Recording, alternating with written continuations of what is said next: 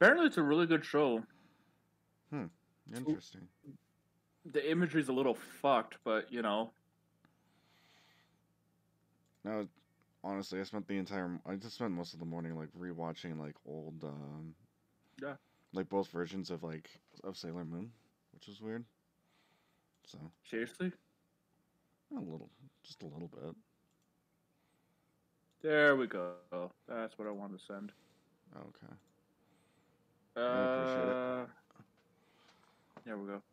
That's what I got so far. I don't. We'll save the video games and the music one for later. I Yeah. think we're gonna be the food one's gonna probably take the most amount of time. Be like a pre-up I have a special. feeling like ReZero. We could probably breeze through ReZero, Slimy Sakai, Jujutsu Kaisen, and We Wonder don't. Egg Priority. We could probably breeze through it because most of other than Wonder Egg Priority and Slimy Sakai, like ReZero I've seen, and the rest I haven't. So Okay. we could probably breeze through it because I've seen ReZero a little bit. Yeah. Well, how far are you with it? Yeah. I don't think that I started. I've gotten up to season 2, episode 1, but I don't know. It was such a. It felt like kind of a slog to get through it, but we'll talk about it on the podcast, I guess. Yeah. I mean, we could go back to the older stuff and just be like, yeah, this is our trash taste on Ugh. these things. Trash taste, son. Yeah, basically. Yeah. Ugh. Like I said, I've never been so tired this morning. Good lord. what the hell? You're feeling that, eh? That's just I don't. I just feel kind of meh. Like I'm not like at 100% today. If you're not feeling it, man, you're not feeling it. No, it's not that I'm not feeling it. I'm just like I don't know. It's like somebody sort of throttle control on the amount of energy I can output today, which is weird because usually I could just go full ham, but today is just like that full ham is not happening. And Mm. I'm like, but why though? But why Oh though? god. Oh god. Now I gotta use the bathroom. Yeah. Mm. Do what you gotta do, man. Prep. Okay. We got a couple of minutes between now and then. Okay.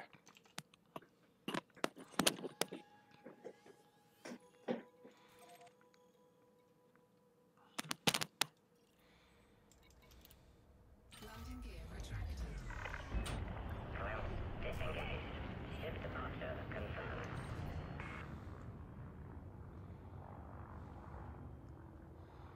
I can just make this in one jump.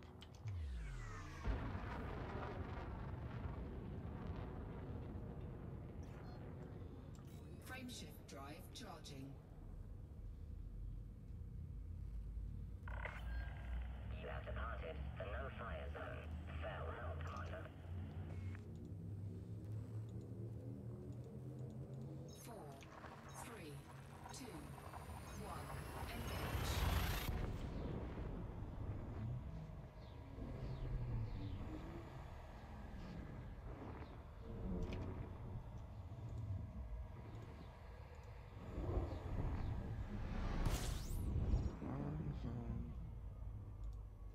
Days ago when the Banff earthquake happened, maybe I don't want this full screened. Oh, once or twice, fine. days ago when the Banff earthquake happened, maybe 4 now. I've kind of just don't keep track of days. But when that Banff one happened, later that day I was watching a video I was watching I think it was 3 days ago when the Banff earthquake happened, maybe 4 now. I kind of just don't keep track of days. But when that Banff one happened, later that day Hey, I was watching a video about. Yeah, I was watching. I think it was 3 days ago when the Banff earthquake happened. Maybe.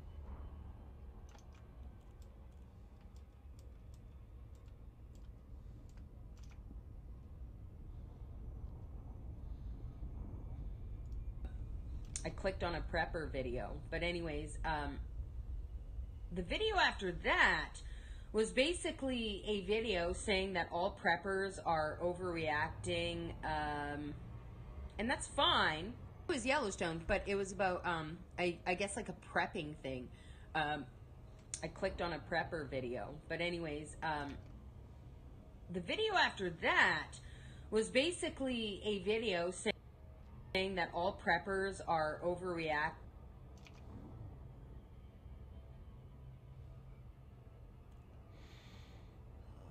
Board flights.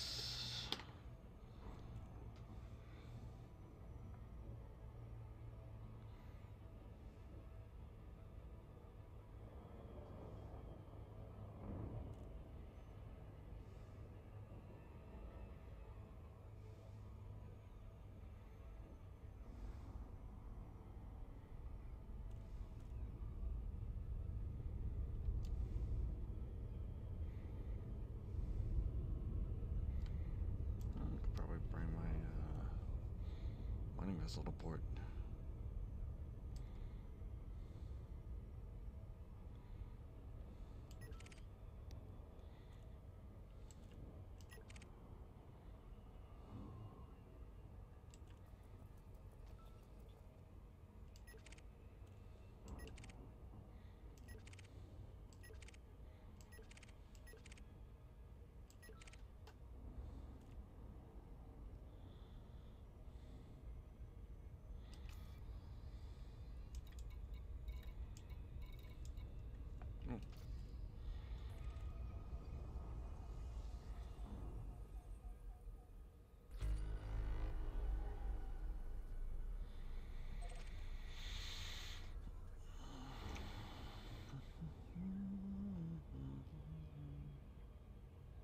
However, some of us have studied permaculture, which means we study the landscape. And when major scientists around the world that aren't being paid by governmental organizations, because I imagine that there are some that are very much overreacting. However, I'm back. All right. some of us have studied permaculture, which means we study. All right, we ready to go? Yep. All right. 5, 3, 2, 1. Why were you doing a countdown? I don't know. Anyways. Clear for precision approach. Use of docking computer has been sanctioned. Okay. Okay. This is We're here? for editing, cause editing. Sure. I didn't know we were already live, so it's just like. We're already okay. we've been live for like 8 minutes, so to be fair, just like the preamble. Oh. Now I had to do the clap again so I can make sure that I get it right. Oh. So everybody heard that I had to go to the bathroom today. Deployed. That's fair. That's why I gave you the time to go to the bathroom and stuff. Yay. Oh. You gotta warn me about these things, man. I'm doing the clap. So. Clear to offload. Welcome to our sample. We, Oh, I crap. can't start the show without doing the clap, dude. Okay. Okay.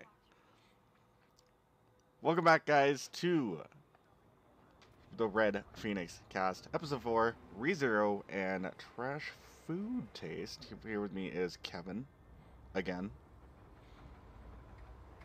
You make that sound like I'm the only person who will ever do this. Hey, everybody. We'll get more people on. We'll get more people on. It'll be a good day. It'll be a good day when we get a lot of people on. Yeah, I'm the stand-in for the lack of guests. I'm the worst guest. Technically, you went from considering how many. Well, you're only four. We're both only on 4 episodes in, and I would consider you co-host at this rate. Like, there's no particular reason why I don't need to not do that. No, that's fair. I'm looking at our view counts here, and episode 2 is like our worst rated episode so far. I'm not that surprised. Uh, Housekeeping aside,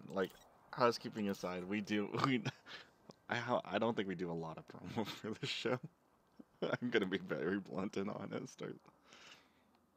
well, no, I've put it on a few profile signatures, so if okay. it's getting around, it's getting around.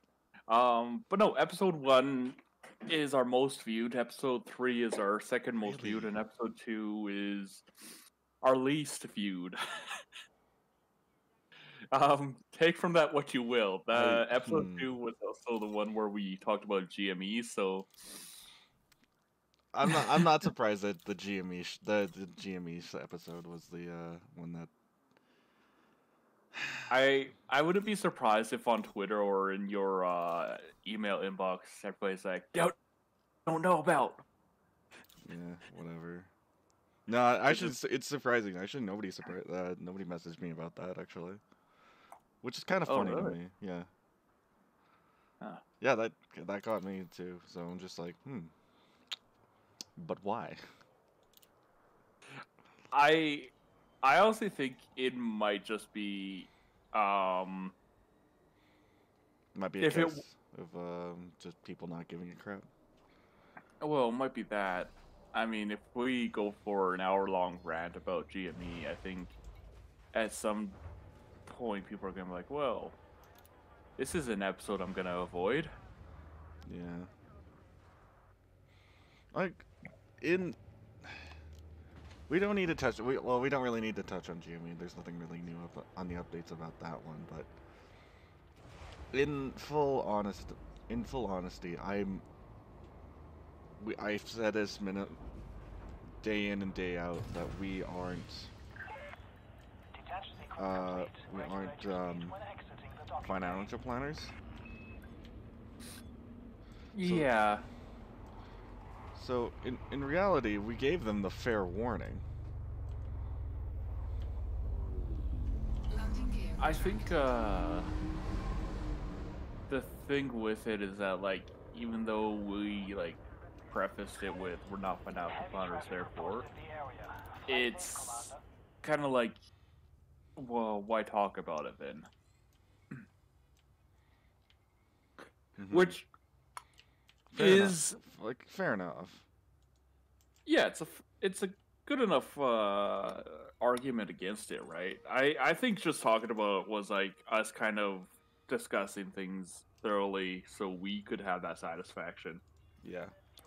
That was definitely a show. That was definitely a show for us, not a show for normals, I guess. frameshift drive charging. I don't know. I Well- don't think that's the right answer there. It's still a show for us, though. Yeah. Which I like doing a show for us, which is it's nice. It's refreshing that we get to talk about something that we are very passionate about.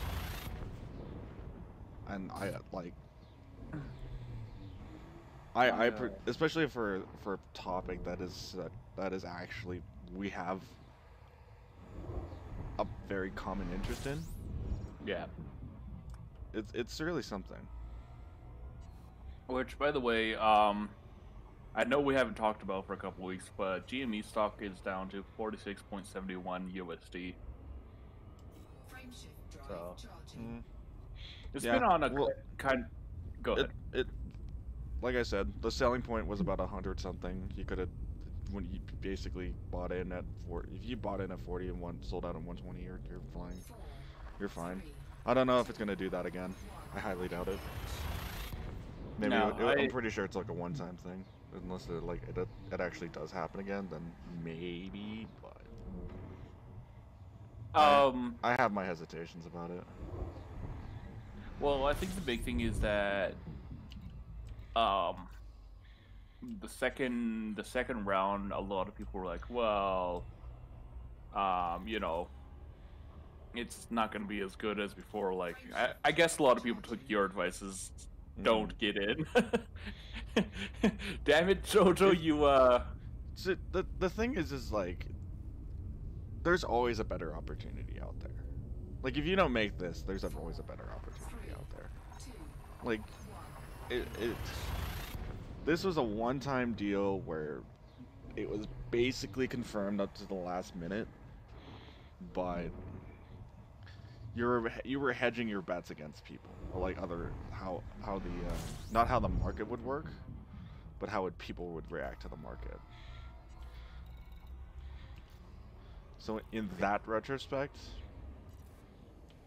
you can't really. I would say that I am pretty confident in saying that there was that you were in it, knowing that your exit point was going to be really soon, and you had a really good idea of what you were doing, or you just didn't touch it. yeah. Which most of us were. That's sooner than turn right when you least expect. Yeah, I guess they're saying that there's a squeeze coming, which makes sense. Again, I like you said, like the time that our friend that wanted to get in on it, and we said not to do it. We were right. Because it's not a long-term hold. And that if you wanted to get a proper like long-term hold kind of thing, he could have just got something else.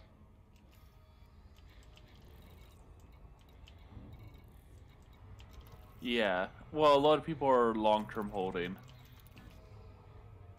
I don't see this. I honestly don't see this thing being viable in like a 2 to 3 year span out. Honestly. Oh no, this is definitely gonna be like It is maybe the shortest end tour of the game. year. It's most likely by when the end of the year. Because when I hear long term, I'm thinking 3 to 5 years, 10 years tops. And you're not wrong. I'm saying by the end of the year, I could see GME stocks folding and GameStop just crashing and burning. Yeah. GME just bear in mind, GME and GameStop is the same thing. Yeah. Yeah, I know. It's the fact of the matter is this. I think the loss on this is not very detrimental in a way that the way it's sounding, and the people that have, I'm pretty sure they were advised to not put all of their eggs in one basket kind of thing, and have taken that advice to heart. So yeah, in essence, we're not screwed. There's nothing screwing us here. Well, I think a lot of people were making the mistake of misunderstanding that you did not invest in this. You didn't go all in on this. You contributed what you wanted to, and then when it went high, you either pulled out or you held on because you didn't want to be a dick about offloading the rest of the cost to everybody else. Yeah, exactly. And that's the one thing that gets me about something like this, is that I don't think it's a secure way of holding funds. It was a short-term play. It was a short-term play, and nobody really had the exact numbers and ideas of just getting this done right. Well, that and GameStop was never going to fill the pot on those stocks. They're like you were saying before, a dying company. Their ability to maintain that position on the stock market was never viable at all. And the price didn't. I honestly, we had a feeling the price was not going to hold. Oh no! Like I already had my suspicions that it was either going to go up because people were coming back to it, or it was going to go down because a lot of people realize that this is basically a dead end, and why would you ever want to put more money into it, right? Which, fair enough. Deployed. Which is fair. Yeah. Yeah, so I mean, I'm not surprised that it went down. I'm a little bit disappointed that the second round people weren't as invested in it. Like I said, you had to go in on this knowing you weren't going to see if you're gonna go long term on it, you weren't going to see return on investment. But if you're going short term, you just made bank. No, it's 100% fair. Okay.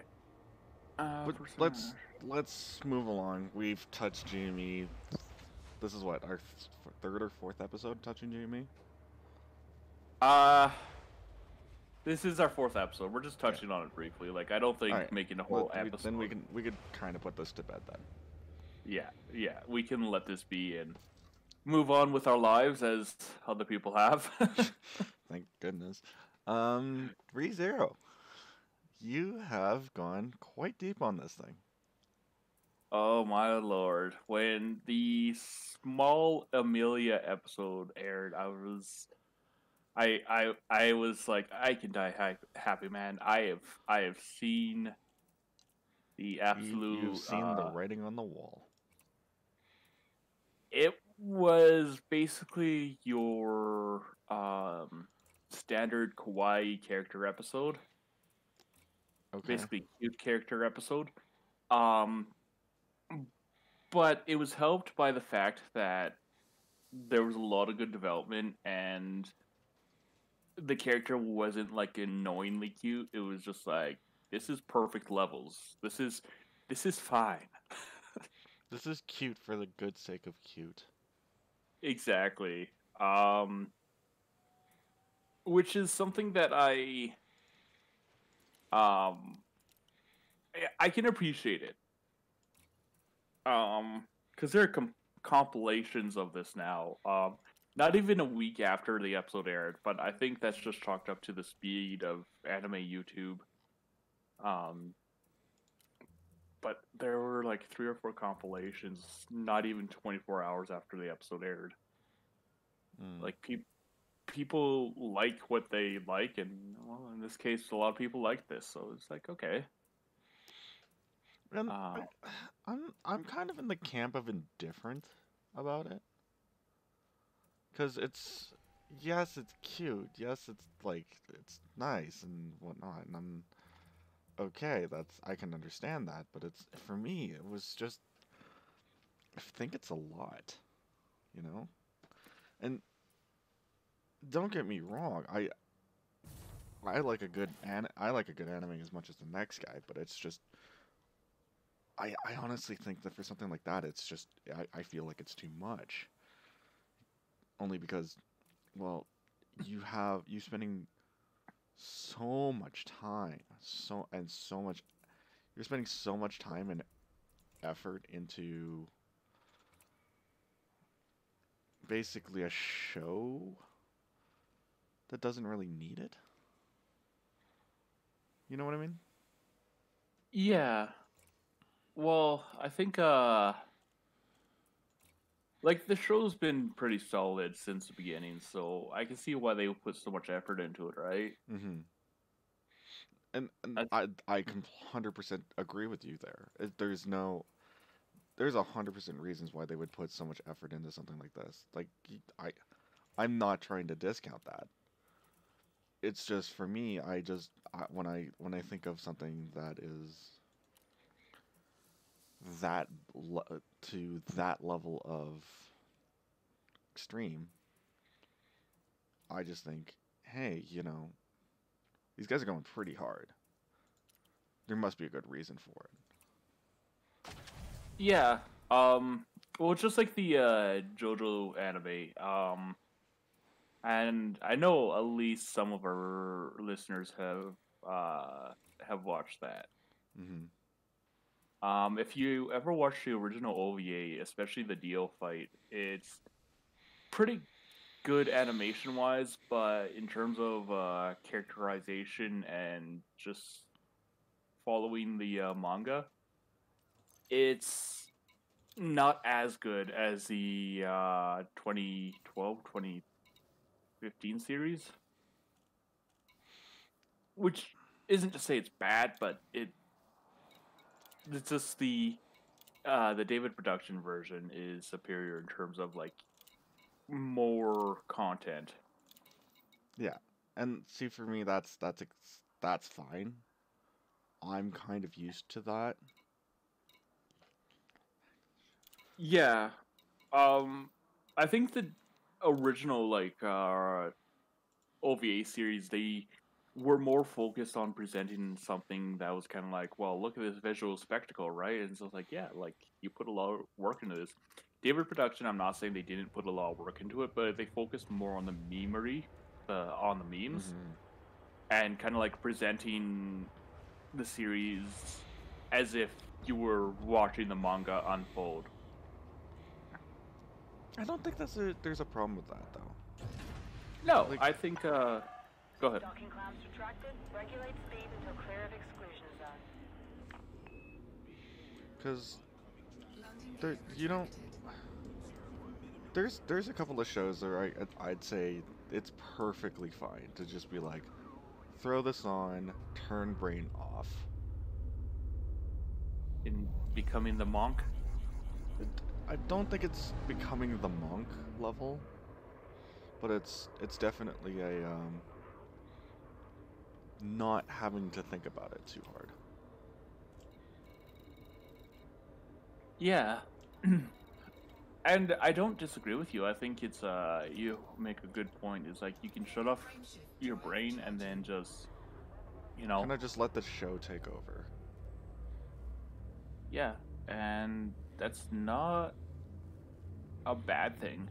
No, Uh, it's kind of nice when you're just like not when you're. I think it's kind of nice when you just get to sit there and just go, huh.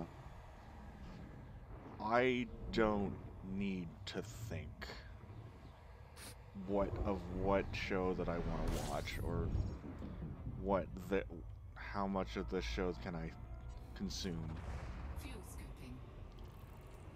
because in a weird roundabout way, I don't see myself having to deal with.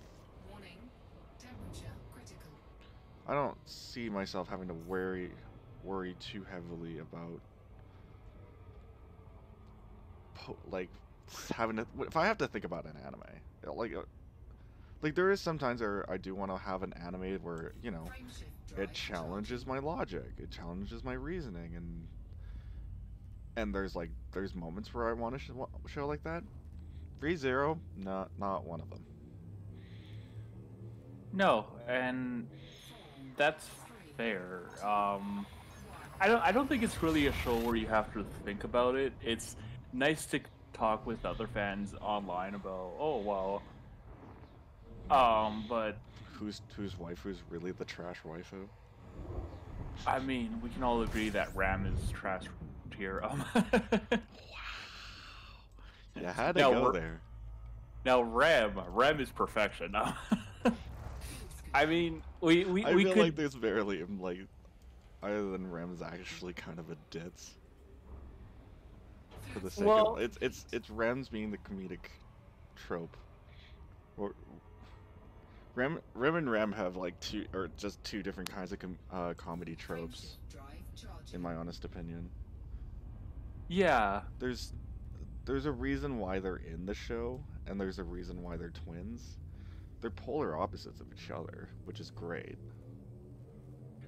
Well, the author of the light novel must have really done a deep dive into Japanese lore, I guess, because they're actually the red ogre, blue ogre story, which is really something to be said, because it's like he's taking a more cutesy interpretation of it except one of the ogres doesn't run away. They actually stick around. Fuel scooping. Yeah.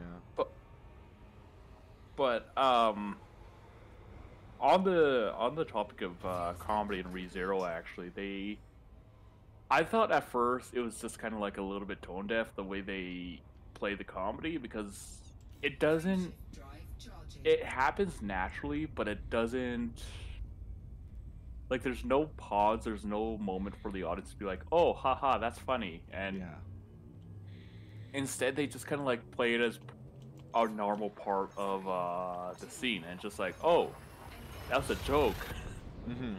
You had to think about it for a second, where the jokes that they pull in, and that's kind of the detractor of it, which I'm also not a fan of, because again, it's for a show that you could literally just go, I'm turning my brain off. Fuel scooping. It has a lot of like meaning and a meaning and behind Fuel scooping behind complete. behind the understanding kind of things to it, which isn't bad. I just find it a lot to think about when I'm watching a show that I just want to turn my brain off to. Yeah. Um. And I think you get that for a lot of different shows. I'll be very honest. Well, it's one of the reasons why I couldn't get into Gintama. Like, I read the manga religiously for a while, and then I just kind of fell off. And I'm just Gintama, to be fair, you just watch a couple of clips and then kind of just get the story. To be frank, yeah. I was kind of good. like that's I think it's, for me, Gintama's in that very weird list of like shows you don't directly have to watch episode to episode.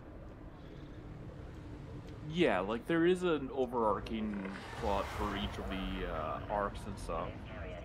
But it's just like you- I personally feel like it's constant need to shift between comedy show and a serious show is kind of like, do I really want to invest any kind of time in the anime when in the manga it's just like the tone keeps shifting, right?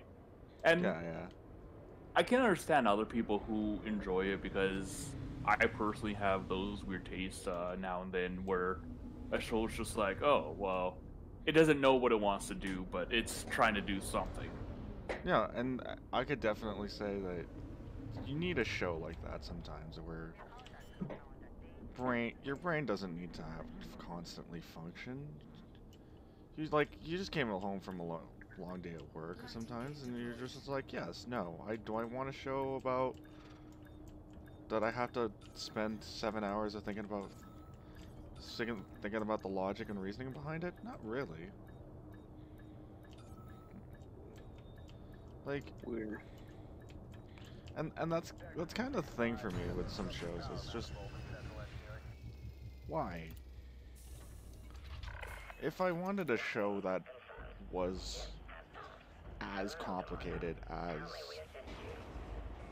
say, basically, if you wanted to get a super complicated, super in-depth show, I would have chosen something else, to be frank. Yeah, there's definitely the ones out there that you just like, if I want to have to think with my show, I'm gonna watch a show where I have to think. Like you can. There's definitely the show you're just like, and I just want to return to Monkey. Yeah. And there's nothing wrong with it. No, it's a perfectly normal thing. Like you could be watching Evangelion rather than watching ReZero. But the fact that you're watching ReZero, you don't have to really think. You already understand much of what's going on. The things where you have to think is like, what's gonna happen next? How does this lead into this type of thing, right? Exactly. And that I would definitely like to put I would definitely put a couple other shows on that list as well, but I just can't think of any off the top of my head. Actually, no, I could think of one that just like zero brain, return to monkey kind of thing. SAO. Oh god, that is Okay, hyper I return to monkey. understand it's trash tier. I understand it's not. It's so cliche. But there's Oh, a no, reason why it's a return to monkey, not no zero brain show. Oh no, don't get me wrong. I understand why people watch it.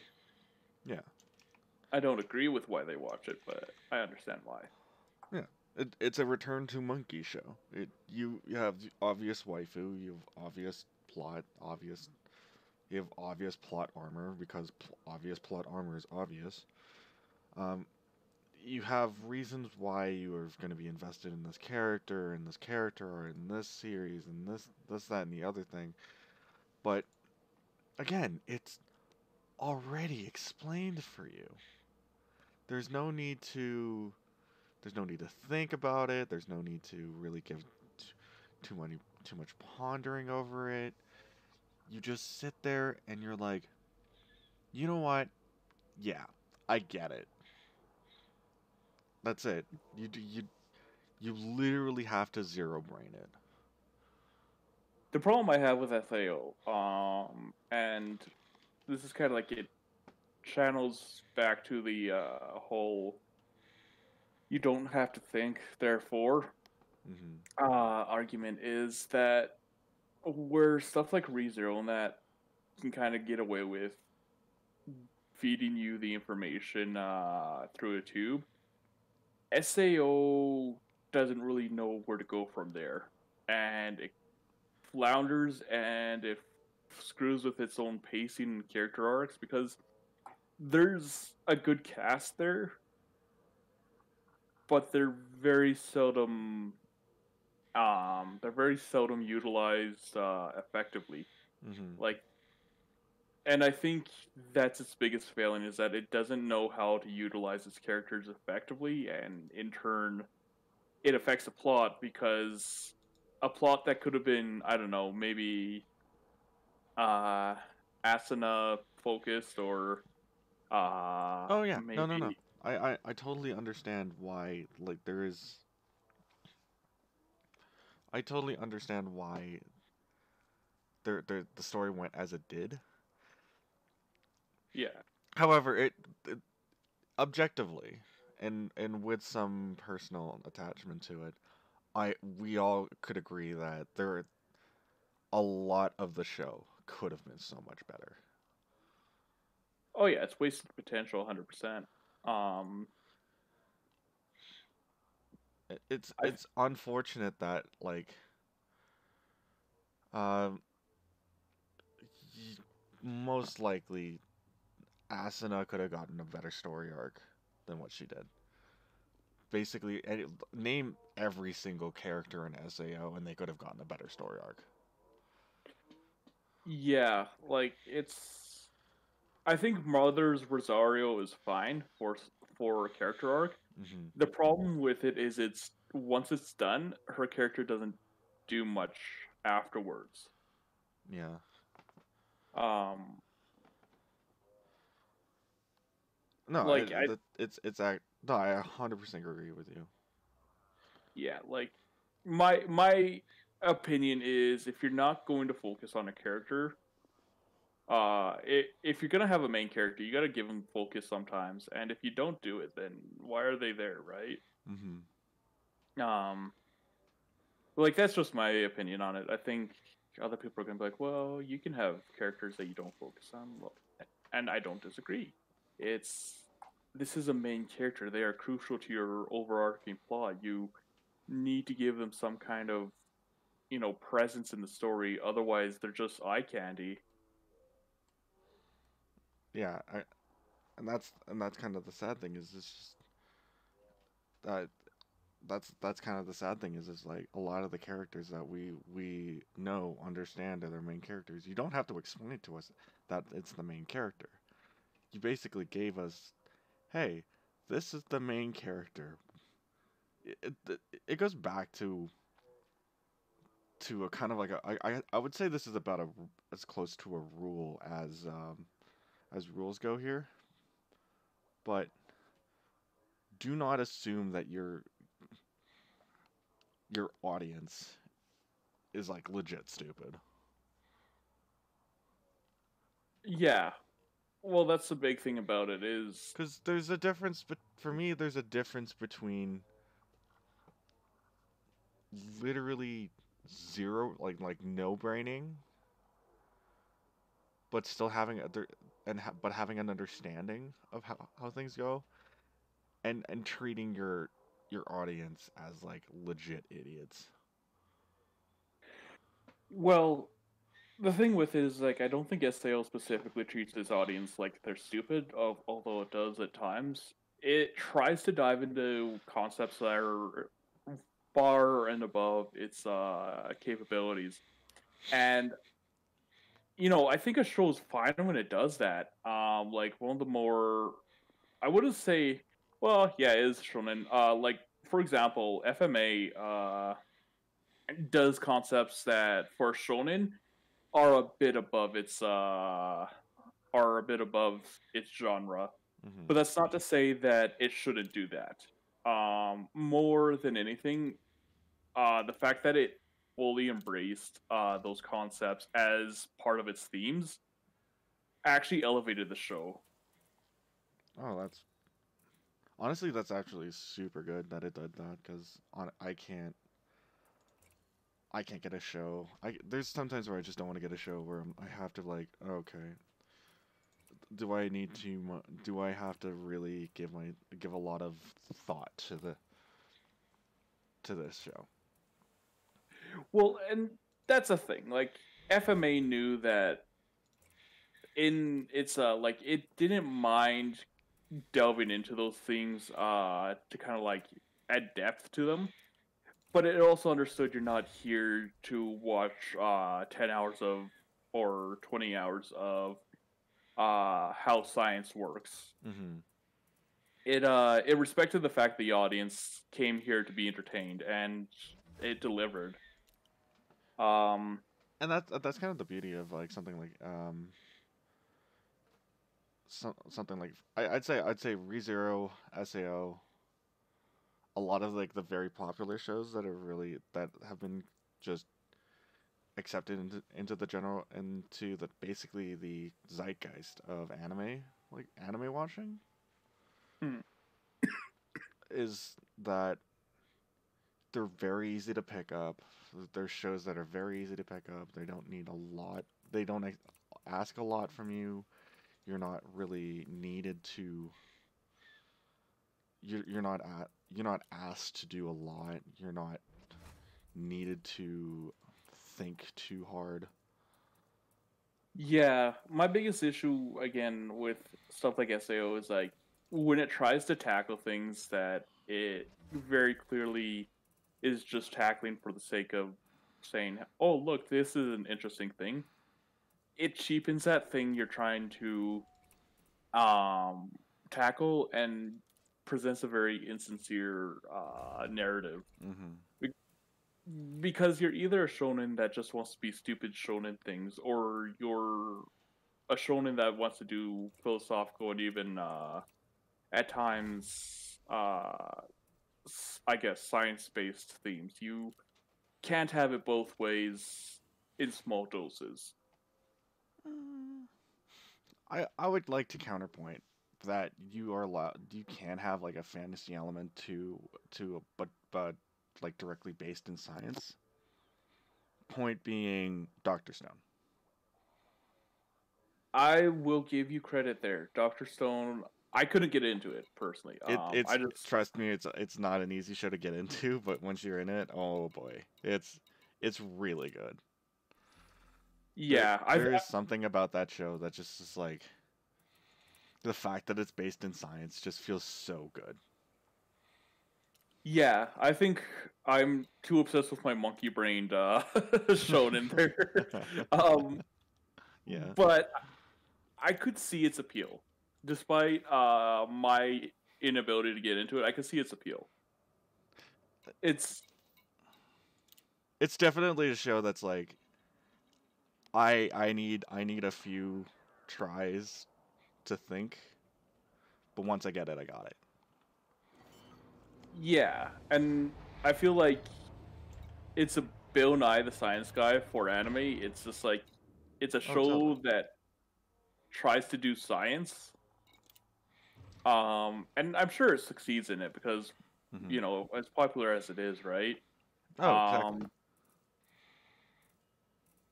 That But for was the me, exact beauty of that show being as it was. There was no particular. You didn't need to. Bill Nye give you something to think about while being like, "Hey, here's some crazy facts that you can learn on the fly that you can impress your friends with when next time you get to hang out with them." And that's the beauty of like Bill Nye the Science Guy is just like we are giving you very easily digestible things that aren't too difficult to digest.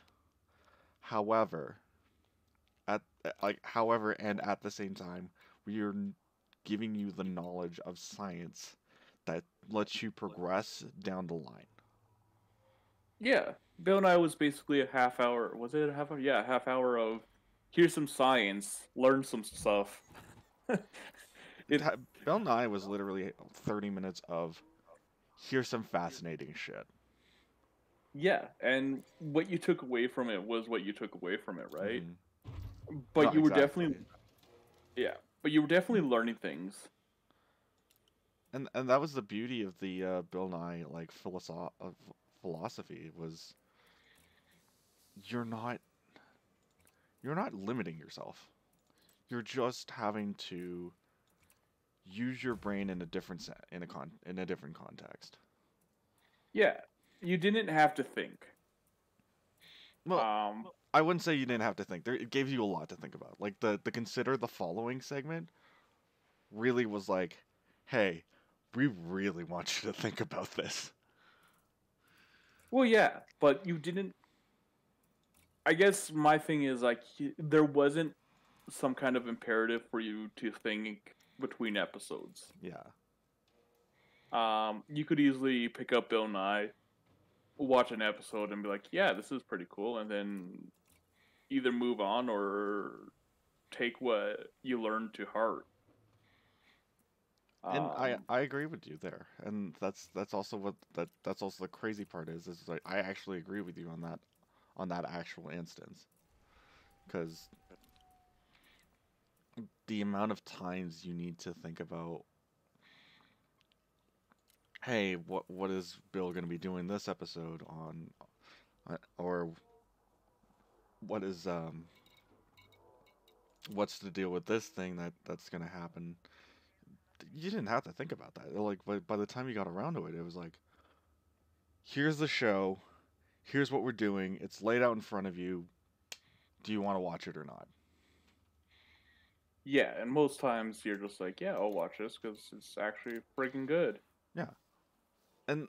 And that's what that's the kind of I've kind of have a similar feel with like shows like ReZero.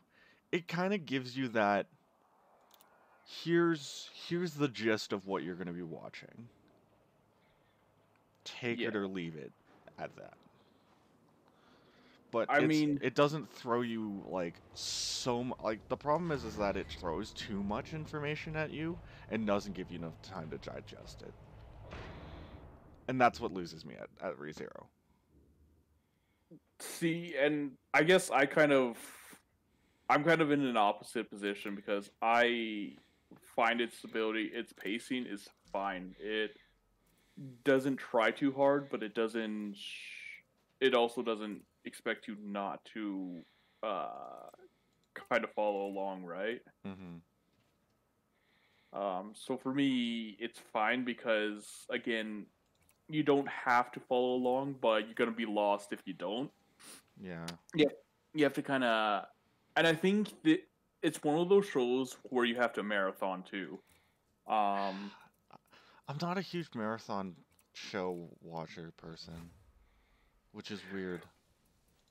Yeah, well, nowadays with the advent of streaming services and that, like I think the onus is kind of on studios now to kind of like pick up the pace and get things put out because um Hmm. part of the problem is people are kind of expecting a marathon show now, and if See, you that can't. that worries me a little bit as someone who enjoys the uh kind of the slower nature of a show. I don't or like I there's some shows that I don't think really just need to be, hey, let's push the envelope of what we could do with the show. Yeah, I agree with you 100%. Um, I think it's that you can have longer story arcs in shows now because you Oh, everybody's streaming. that yeah, that's understandable. The problem that comes with that is like you have to basically prepare a story arc uh prior to filming because if you don't, you're going to be uh you're gonna have to do it on the fly. Nobody wants to do it on the fly now. Hmm. Um, And that's the one thing that gets me here is in this case there I just I have I only have a certain amount of time where I could be paying attention to a show, right? Like there if and I think that that is slowly decreasing over time because a lot of people are just like, I sure I couldn't sit here and watch a show for 3 hours, or I could actually be doing something. yeah. Well, that's another thing about it is there's a lot of I've noticed podcasts and other streaming shows have been on. I guess they've been becoming more popular. Um,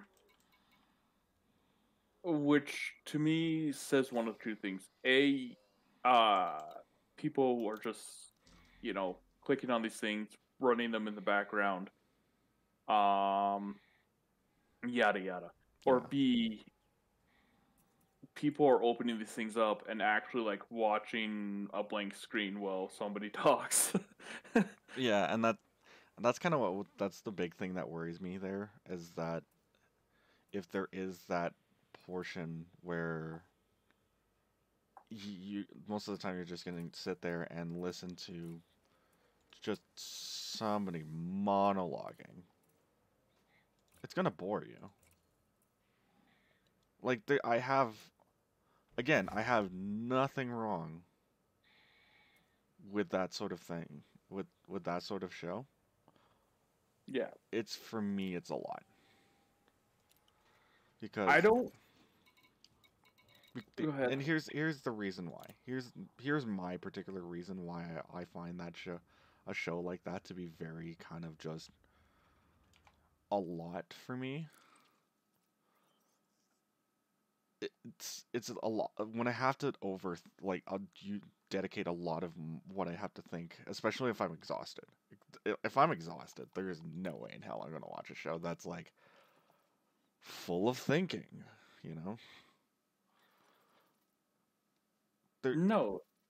and and that's kind of the scary part about that is just like if I need to think or I have to do a specific thing that requires any sort of thought process, or sorry, I lost. I think I just tangented and not thought about what I was gonna say. That's fair. Take a moment. um, So, run the question by me again. well, it was more of me making the observation that either people are watching podcasts sincerely and they're, it's running in the background, which is how you usually do a podcast. I don't know anybody who does it any other way, or you're watching a blank screen while somebody's talking. And for me personally, I don't think that somebody's talking, therefore watch the screen kind of way of watching is necessarily healthy. I Hmm. think podcasts are at their best when you're focusing on something else, and the podcast is just running as kind of like a distraction for you. Okay. Yeah. Now I got it. Um, no, I agree with you. That's it, again. That's exactly that's actually exactly the thought process behind what I was thinking of saying before I was gonna say it. That where where I get lost and where I get confused is there is a portion of the there's a portion of podcasting that I enjoy where it's all audio. There's no there's no video to it. And either it's nice enough that I could kind of tune out and only tune in when I need to like really there's something that is really important to me, or I could just tune out and not really have to think about all the stuff, all the million and a half things that need to be put in. Yeah, I think when a podcaster relies on a visual narrative, they're dragging down the experience. That is I my agree, and we might have done it accidentally, but you know what? We're a new podcast. It's gonna happen. It's unfortunately gonna happen. I think it's not as big an issue for us because, like you said, we're new, and also like I'm probably gonna go back and listen to a couple of them, not to feed my own ego or anything, but like just to kind of like get the sense of where we're at as a podcast, and I guess where we're trying to go, right? Yeah. Um, but I don't think we've ever done the whole relying on a visual narrative in order to sell ourselves. I think we've kind of like let the blank screen be a blank screen, and if people want to, I guess, sit there and look at that blank screen, I don't know. I find that weird, but to each their own, right? Right. And and that was kind of the beauty of that's kind of the beauty of the blank screen is just having something like that to go back to, and mostly having the return to just audio audio and voice and people talking and just having that near open conversation that you can just have in your brain, and it's nice.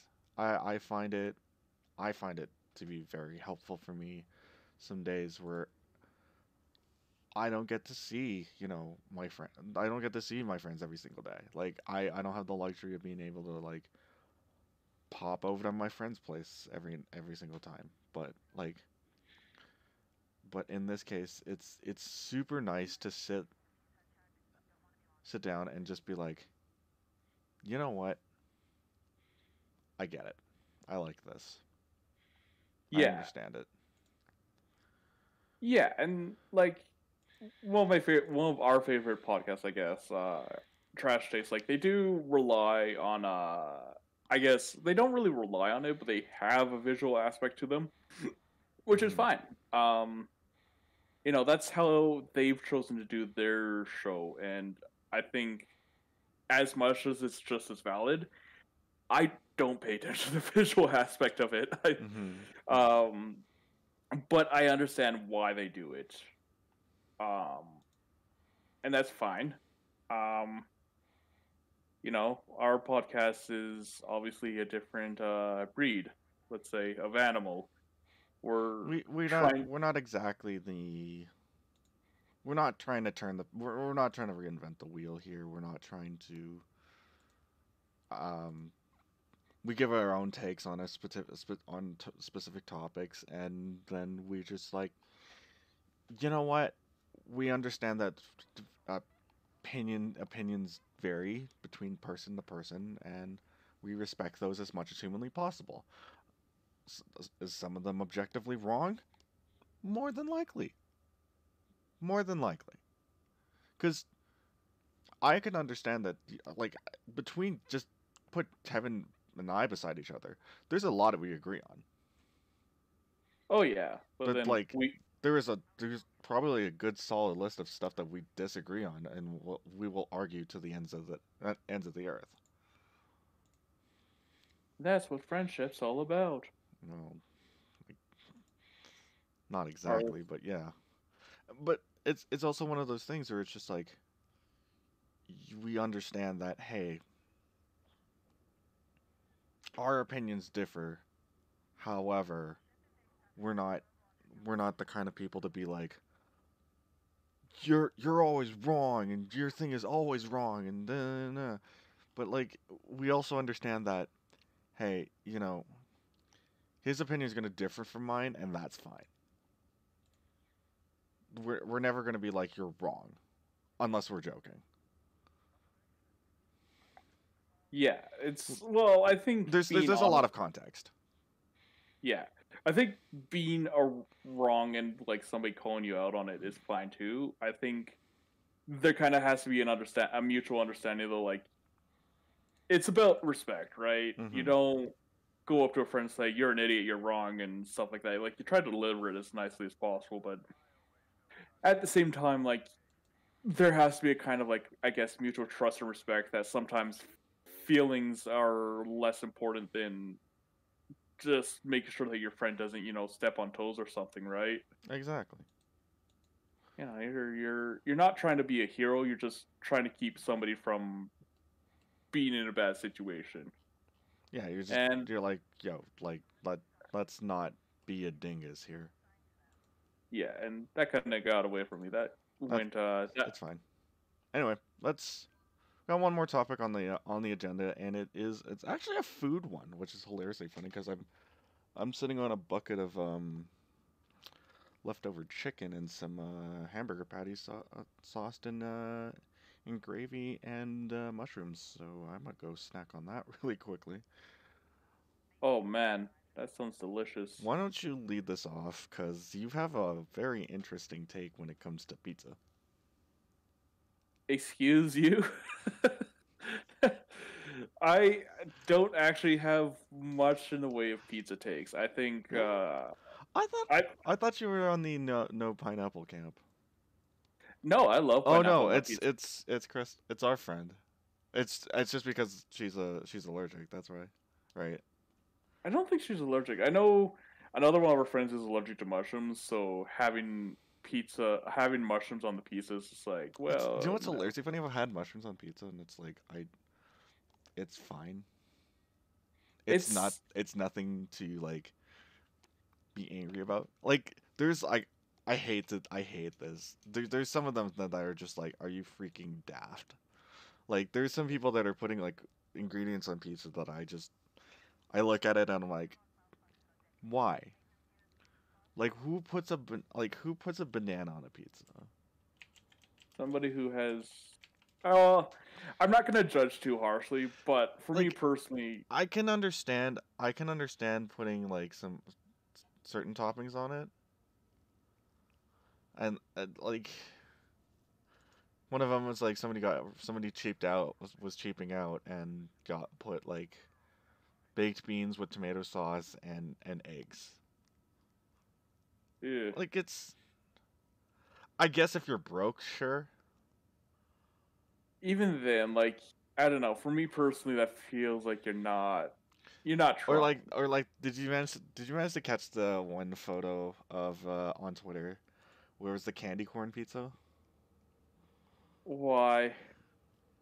I I find it hilariously funny because it's just like some people are like, "Oh, when they put pineapple on pizza, they always put a lot." And I'm like, "Yeah, you just or they call this like or call like putting pineapple on a pizza a cursed image." I'm like, you people are your people are being ridiculous. Like there's no particular reason why you need to go overboard with like with toppings.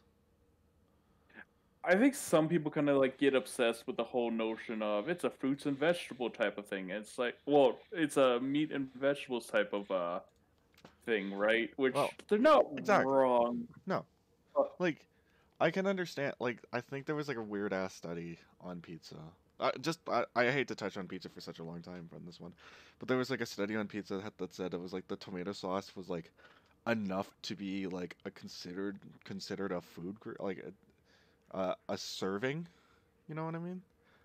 of But I tomatoes. yeah, that's a weird one for me. But and I thought it was particular, and I was just like, well, it depends on where you go, right?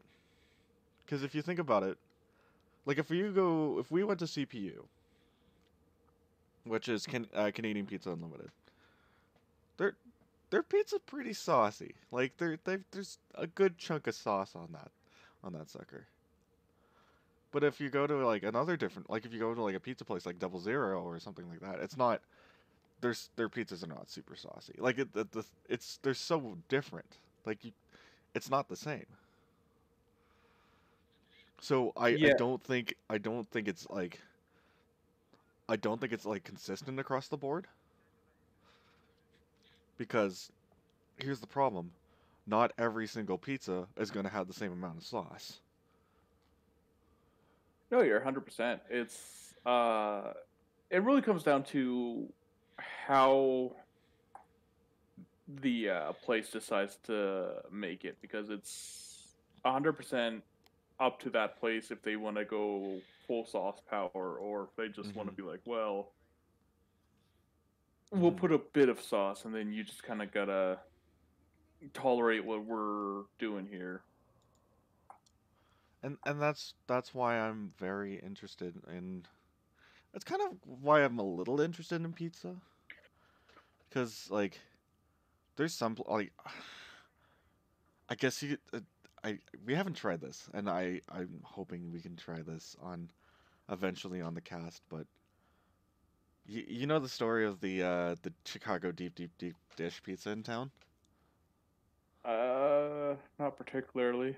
So there's a chain of okay, TLDR, there's a chain of restaurants that are running around that are been like basically infected the entire city of like fake Chicago deep dish. Yeah. However, they have the same phone number for some strange reason. They have all the same phone number, the same advertising, everything. However, if you specify you're picking up an order, you get redirected to this one place in Ogden,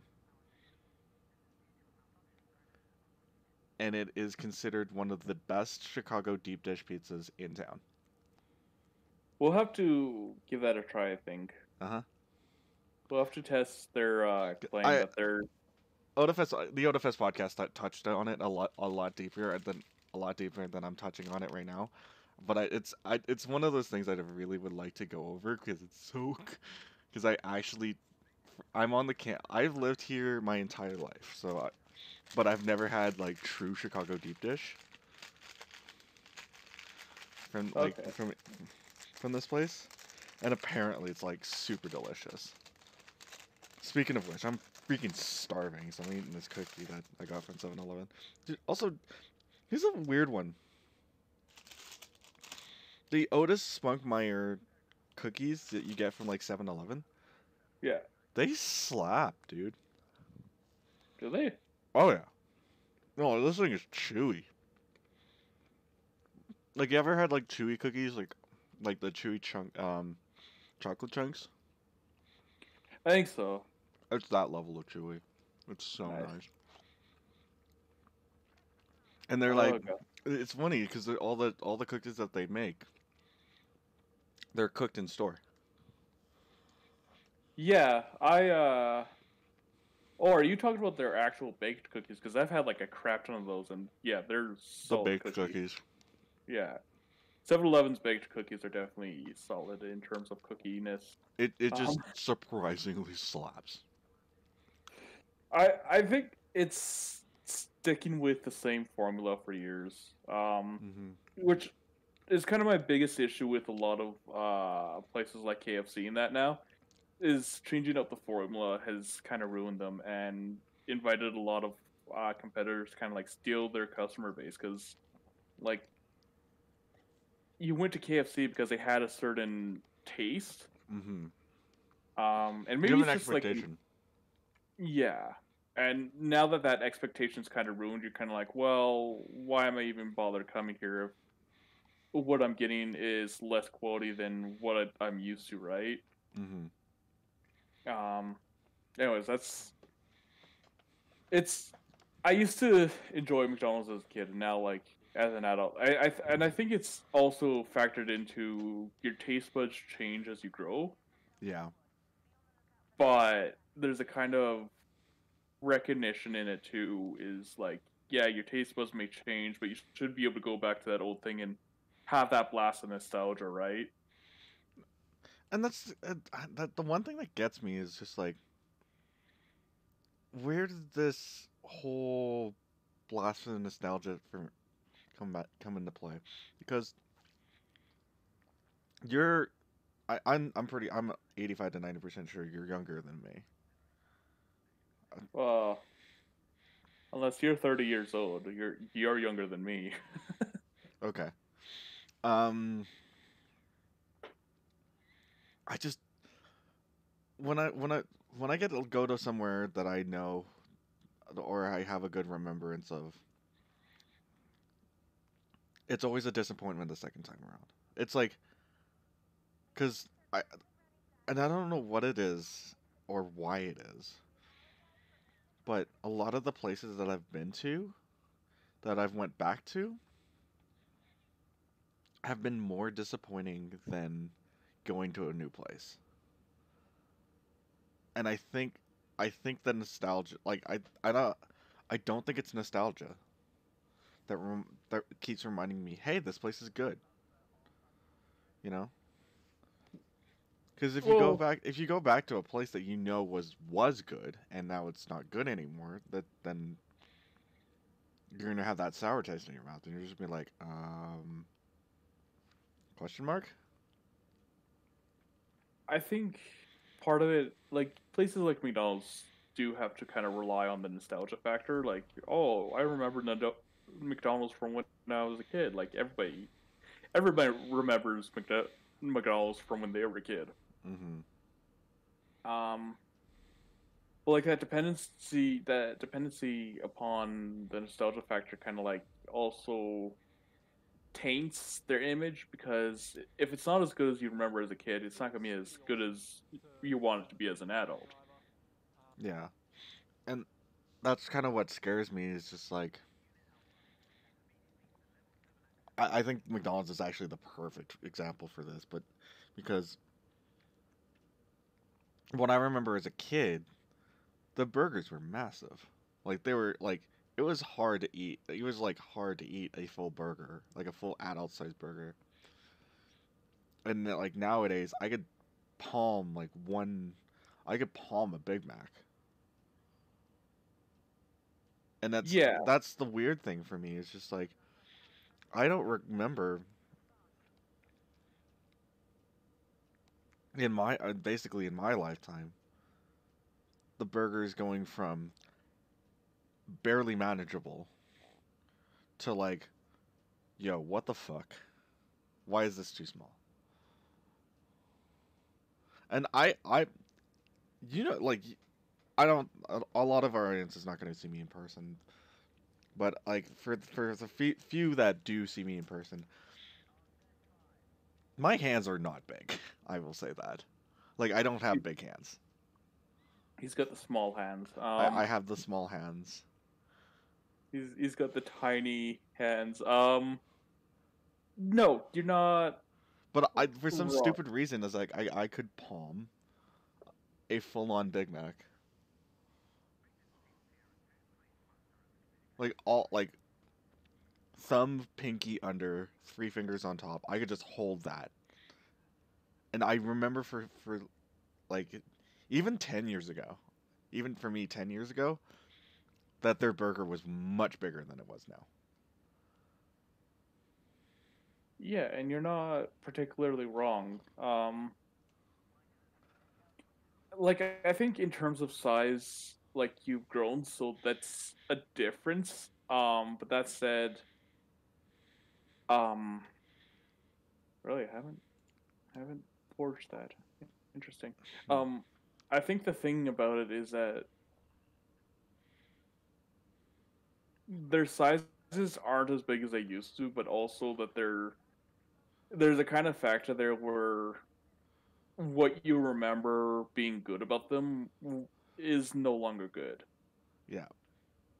Um, and it's kind of really disappointing because Because it. that's the thing is McDonald's used to actually be like super good. Oh yeah, like I wouldn't say like you'd go to Twitch all the time, but you understood the value of it as a treat. Yeah. And like the fact that it was good was just like the icing on the cake. It was good because the food for the most part was good. And that's it. Like that's the unfortunate part, and when you go back to something and it's like a disappointment versus like you go back to something and you remember have that nostalgia and you have that good feeling again, but you would it it feels super bad, and I don't know if it's just me or there's like a bunch of other people that are very interested in that kind of thing, but I can't see myself going to a place again that disappointed me the first, like disappointed me as twice over, or like No, that had a good feeling and then disappointed me later. That's what I meant. no, it's a perfectly natural reaction, I think, to be like, oh, this isn't as good as I remember, and then be like, well, I don't want to do this again because my experience is now tainted. Yeah.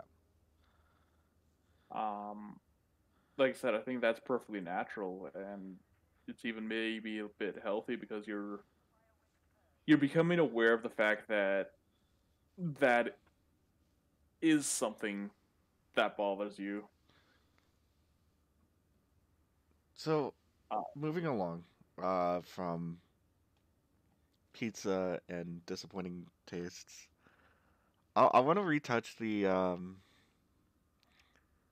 bubble tea again, just a little bit. I did it once.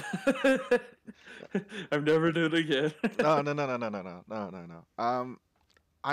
Here's the thing. I'm kind of coming around. I think I'm kind of coming around on Kanja a little bit. On Concha. It's I don't know what it is. It's kind of like I don't think I'm ever going to get to the point where it's just like I need this in my life right now because I don't see myself doing that.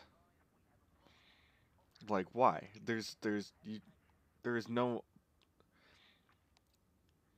need or understanding of hey, why do we need to constantly burn $7 of our money every single day for a drink that costs like what 50 cents?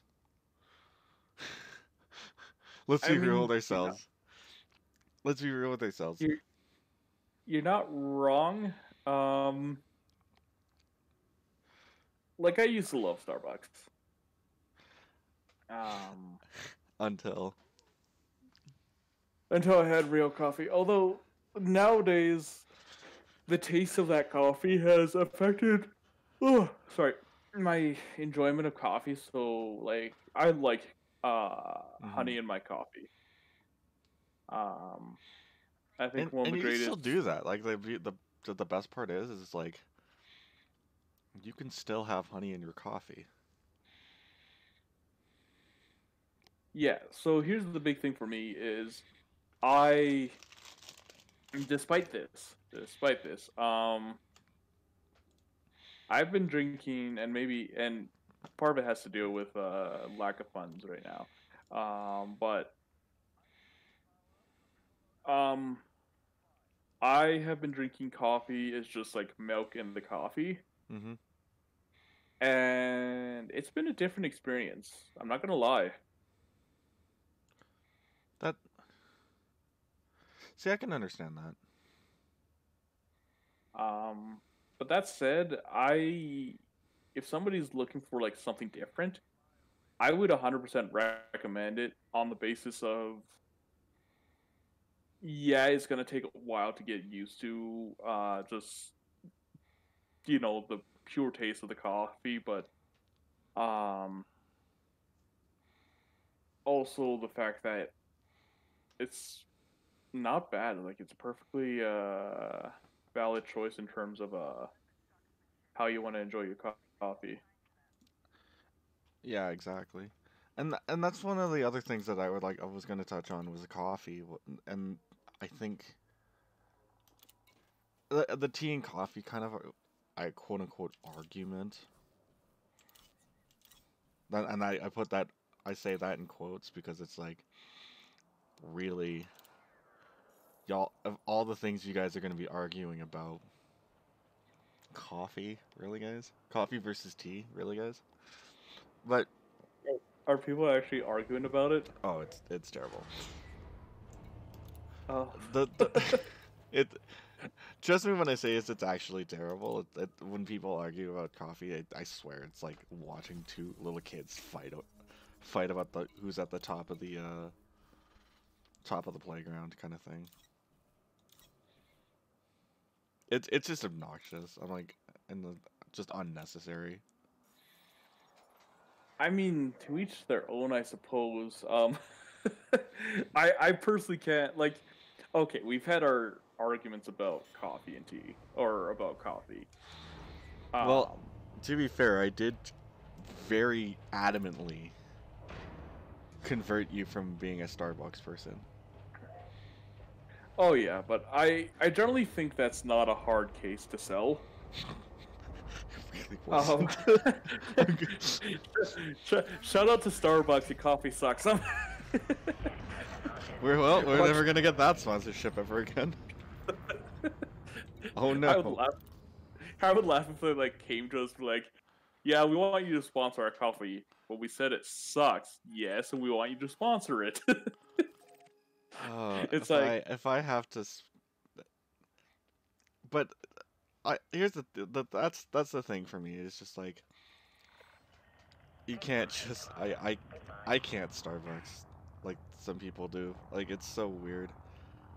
Frame shift drive. I think Because Starbucks for me, it's so burnt, and I can taste it. And, like every time I take a sip of coffee and not put sugar in it, or like not put anything in it, actually from Starbucks, that's all I taste. It's just burnt AF.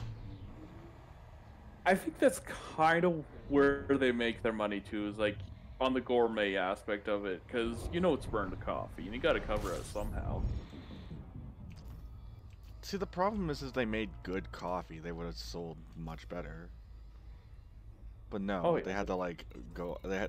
It's a gigantic batch roast. Like that's that's the one major issue I have with it, and that's why I have an issue with it. Is because what else are they gonna do?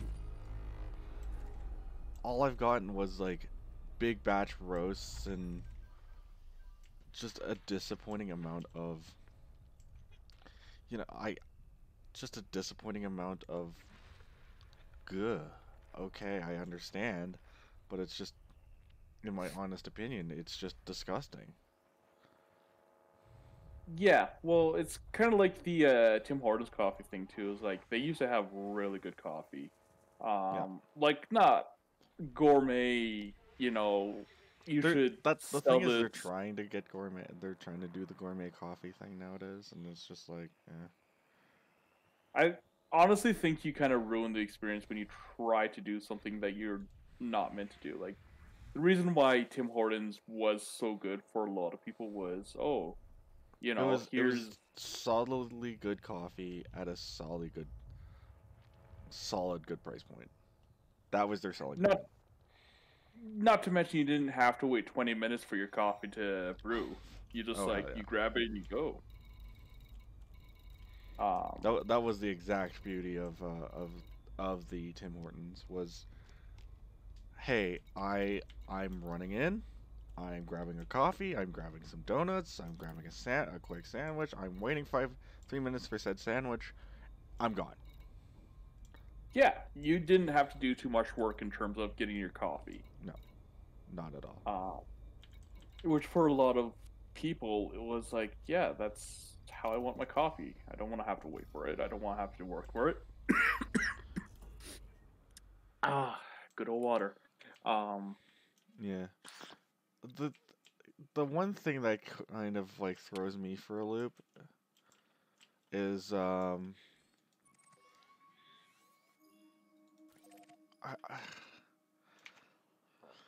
one thing that actually catches me off guard and throws me a bit for a loop is Second Cup of all places.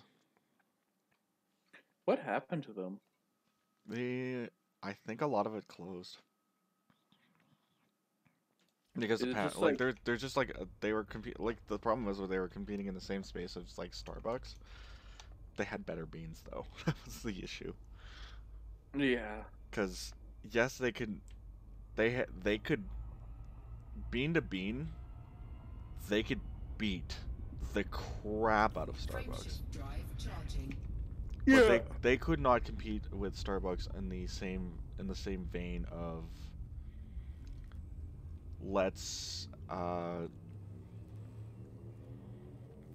they could not compete on the same vein as Starbucks in the how fancy can we make a drink? Like how much quote unquote bullshit you can put into a drink. That's in my honest opinion how it goes. It's marketability. Second Cup made no what's the word?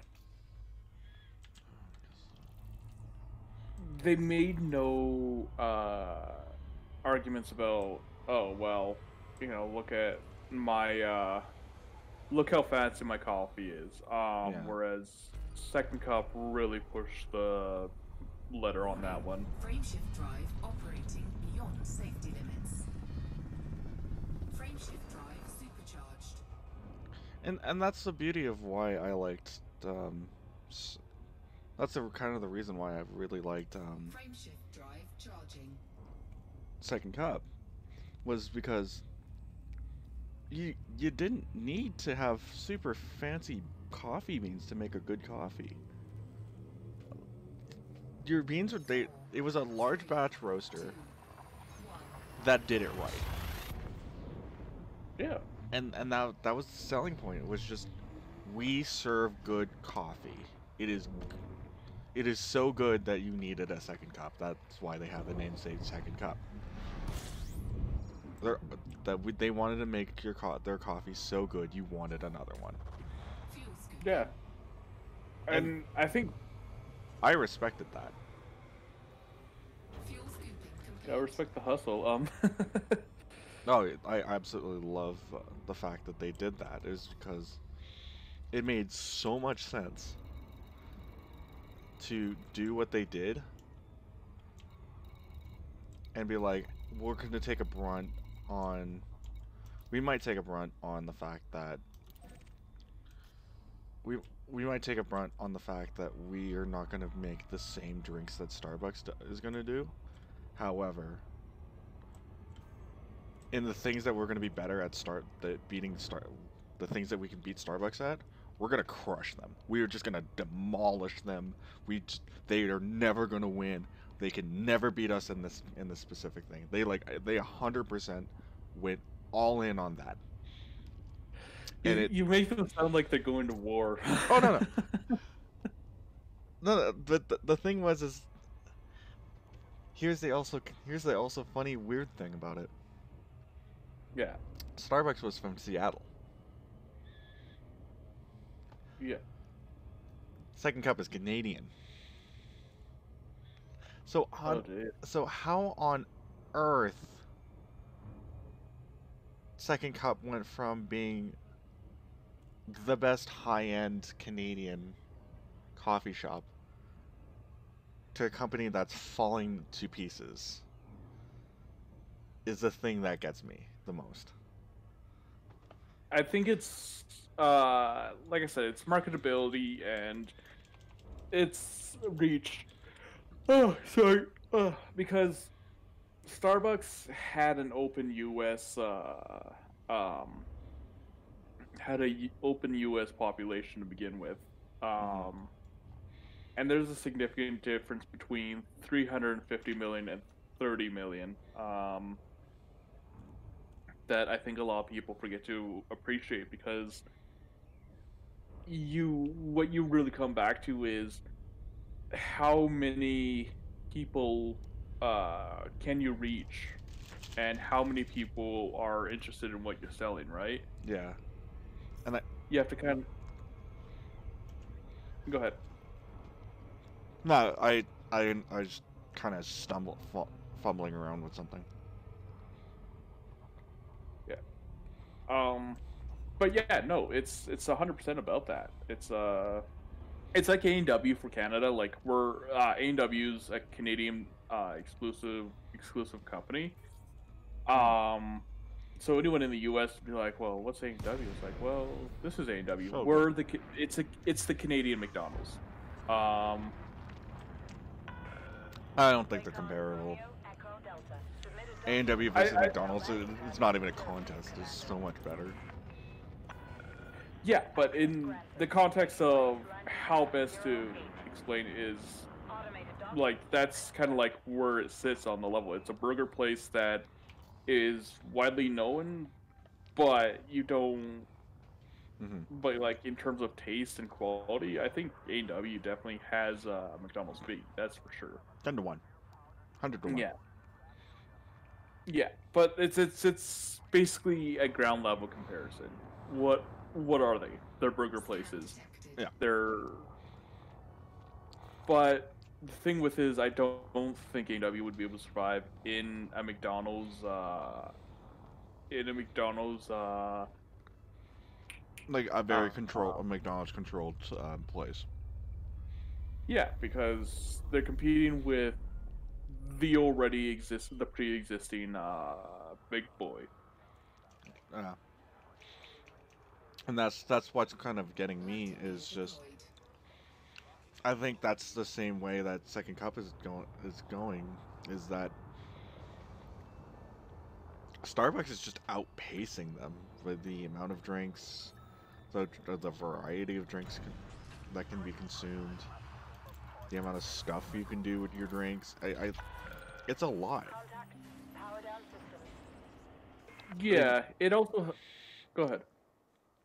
It also means that it's like, even though you might have um, the best like coffee beans, you have the best this, that, and the other thing. That all doesn't matter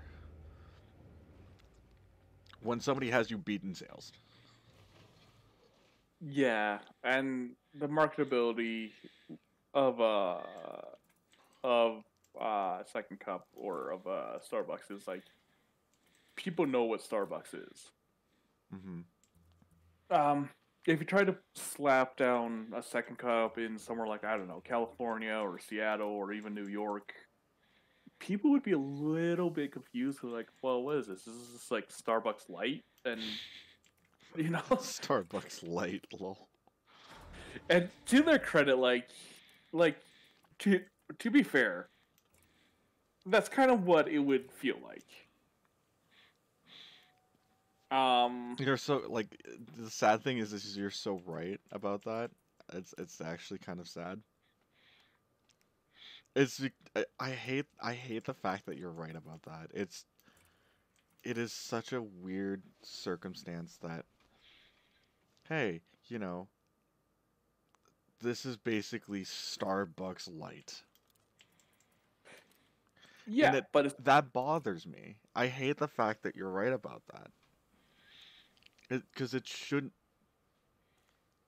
Nothing should be Starbucks Light. Nothing should be anything comparable to, hey, we have a light version of the thing that you loved beforehand. Well, here's the thing: is A&W would fit into that narrative too. This is McDonald's Light. To Um, say the, even to hear those words just make me feel so weird. Because when I see A&W, I think it's just a strictly better McDonald's. And but it's so true though, because it's like the bar that A&W sets for itself is so high for what it is. Like yeah, to put into context, it is a fast food chain, fast meals, but amazing service. Like top of the line, great service. yeah. I think part of why its bar is so high is like it has to compete. Hmm. And it has to compete in its home market with basically a foreign invader. Um, Now I'm making it sound like there's an actual war going on. Who's talking about wars, motherfucker? um, No, but I just the but that's the thing that, yeah, but you're 100% right about that, is just the thing that actually will get me mhm. is the same thing that will bother me to the nth degree. And that's the issue, is what if if you have to like fight over something like this, where that's gonna actually gonna be important, you know? Or I think if you ever need to run some sort of some sort of thing where, if you ever need to run some sort of thing where you're required to do the basically do what needs to be done, in the same vein of, I would like to progress myself, or I would like to eat at this specific restaurant, that worries me, because I personally think that having to choose between, it's like one trying to choose between your children, right? Like how do you do that? How do you choose between your children? The one that impresses you more gets dinner that night. No. It's a better the true answer is you can't. Yeah, no. You're 100% on that. And if It you have, that's the sad part about it, is that as much as you would like to, it is very tough to do such a thing. uh, I mean, the biggest thing about it is that you're honest about it in the sense of um because like I'm trying to use the context properly here. It's you don't go into a situation like that and go, well, okay, one kid's better than the other type of thing, because that's not the message you want to send. Like the message you want to send is Hmm. um that you in equal parts like one kid, but you don't want to give the impression that one kid is better than the other. But at the same time, like you have to kind of like acknowledge um the strengths of one kid while promoting the other child at the same time, right? And which is kind of how you go approach the whole, well, do I want to have McDonald's or do I want to have A&W? Obviously you want to have A&W, but you don't want to be like, well, to somebody who's uninitiated, you don't want to like present the argument of, well, it's better because, and then kind of like lead them down this path of you're better off this way, believing this type of thing, right? Yeah. No, Um, exactly. That's exactly the point. It was, I I think the gist of the gist of that was, it's tough to choose. There's no way you can really choose in that context. I, and the amount of times that that you will need to choose, it really doesn't make any sense. So, in actuality, it would make more sense to just be able to not choose between your children, basically not choose between your children, and just be like, hey, I'm just here. I just want to exist. And I really just want to be... I just want to be and enjoy the things that are very important to me. Yeah, and that's 100% fair. Like, I think when it comes down to which side are you on kind of arguments, it's like, well, I'm not really on any side. I like what I like, and sometimes I like destroying my internal organs for the sake of for the sake of indulging in something. Alert when ready, Commander. The gastronomy. It's called gastronomy. Yeah. But like sometimes you just want to have something you know is bad for you, right? And Yeah, exactly. that's perfectly valid. I think the who is my enemy arguments are always going to lead down the slippery slope of, well, now I gotta look for enemies. I gotta look for the shitty places to eat so I can call them out and like, See, I don't know. that's one thing that I don't understand with some people. Is why are you making enemies for the sake of making enemies? That's like making enemies for the Goodbye, Commander. for making enemies for the sake of making enemies. Why? There's no reason. There's no logic behind it. There's no... You're not gaining anything from it. Well, it kind of comes back to the episode 1 topic of why is there so much cancel culture, and like it comes down to we're bored. We're a completely bored society right now. Oh, definitely. I definitely will agree to that. There is so... The fact that we've eased up on restrictions where we are, where we live right now, as we're recording this podcast. Our restrictions have eased off quite a lot, actually. Yeah. Very significantly. But at the same time, we're not anywhere near close to the levels that we used to do. Nowhere near close. And that's the thing that gets me, is just, if we're never gonna get back, I don't think we're really ever gonna get back to the same levels of activity that we used to, ever again.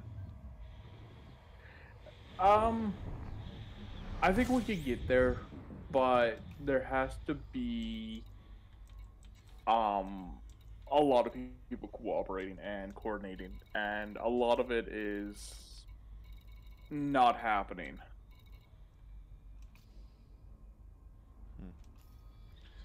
And that's kind of the problem. Is nobody's really adhering, and we can get back to the point where we were interacting as normal, I guess, if you want to use that terminology. But there has to be a kind of awareness as well when we go into it that this is our new normal in a way. This thing is still highly infectious and it's not going away for a while, if ever. The important part is that we can bring it down to a point where it becomes akin to influenza. Yeah, exactly. I see. Yeah, and like, who knows? Maybe we'll adult team sports, casinos. Yeah, so step 2 is going to be a potential easing in areas of retail, banquet halls, yada yada. I don't understand indoor fitness being part of step 1. Gyms are like the first thing that got locked down, and they're the ones that are suffering. Like it's kind of, they are suffering the most, considering the fact that now, like, a lot of these people are going to be are first to do workouts within either with outside equipment, which they can't even use, hilariously funny, or they're going to have to try and work out from home, which isn't the worst problem in the world. However, the point of this was to actually just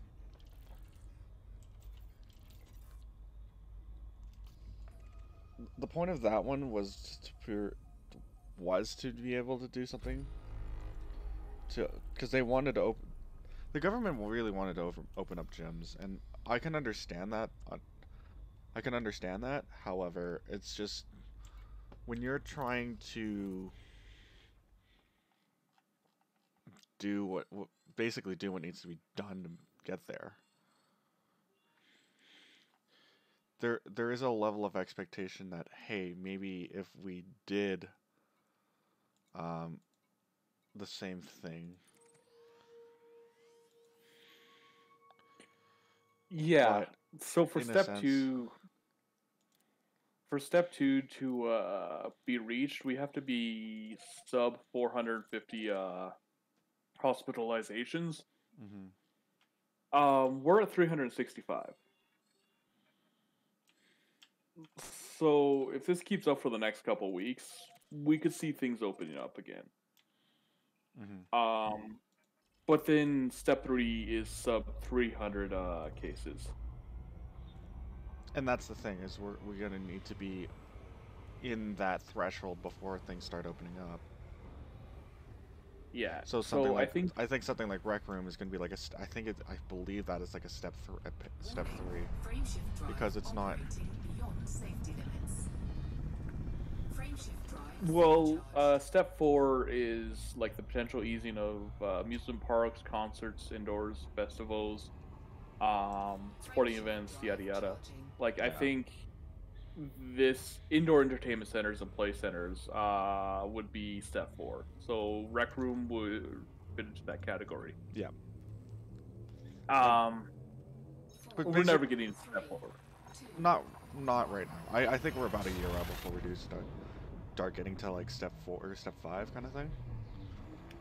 I think places like the Sentry Box and Ogre's Den and Phoenix will open up during the summer, because there won't be. We'll all basically have a vaccine in arm,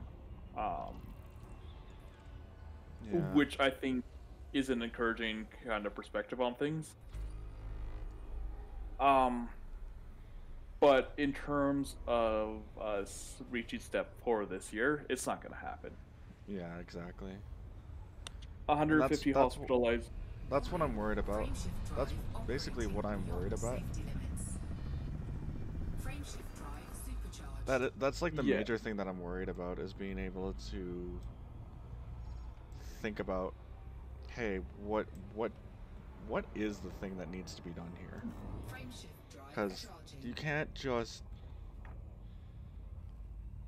I personally think that you can't really just like open everything else up, say the whole thing was a hoax, and because there was some people that were actually affected by this. 3, 2, 1. Yeah, no, you're 100% correct that there were some people who are affected by this, and opening up 100% this year, it's not feasible, because it's just the fact actually listening to David Pakman yesterday, and one of the things he mentioned about elections and that, I'm not gonna go too hard into politics, but We're basically in politics, though. yeah, I mean, fair enough, but like any government that functionally Fuel scoop that complete. responded to this thing is gonna stay in power, whereas the ones that responded poorly are gonna lose power. And it's like, it kind of comes back around to the whole, well, when can we open up type of thing. Like, people are eager to get back to normal, as you would say. Normal's not happening. And I think 2, 1. people need to get that idea out of their head. Like it took me a long time to kind of like detach from that idea because I want to go back to game stores and have games and just like enjoy life again. And there has to be a new. That's totally understandable in that sense, because you're not the only one that wants to get back to that. No. There's a lot of people that are in the same realm as you are, man. Like, and I don't disagree with you. It is completely fine to be like, I just want to get back to a 0. Yeah, and like coming away from that with the realization that that's not going to happen for a long time, if ever. Just like, well, this is kind of crappy. Now I have to kind of like figure something else out for myself, and that's kind of where you come away from it too. Is at least for me personally, the fudge.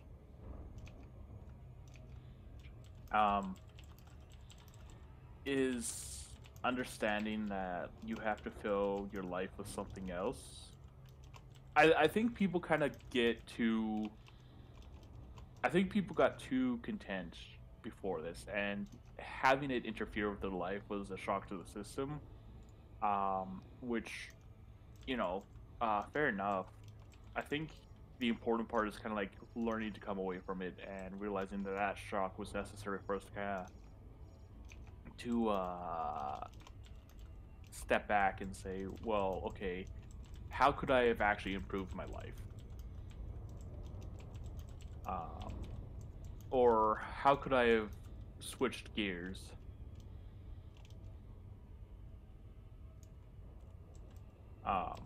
Anyways, that's my opinion on it. Yeah, exactly. So hopefully, people don't listen to me and say, you know,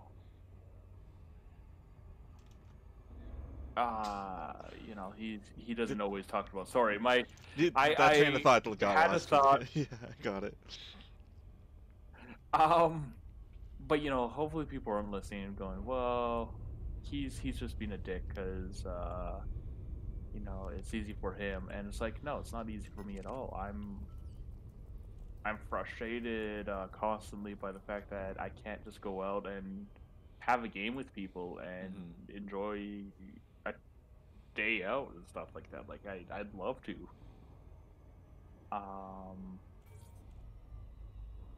But I have to also kind of come to the realization that my life as I know it is not. Life as I know it is not going to be the way it used to be, and I kind of have to make peace with that. Oh yeah, no, I think we all have to eventually accept that,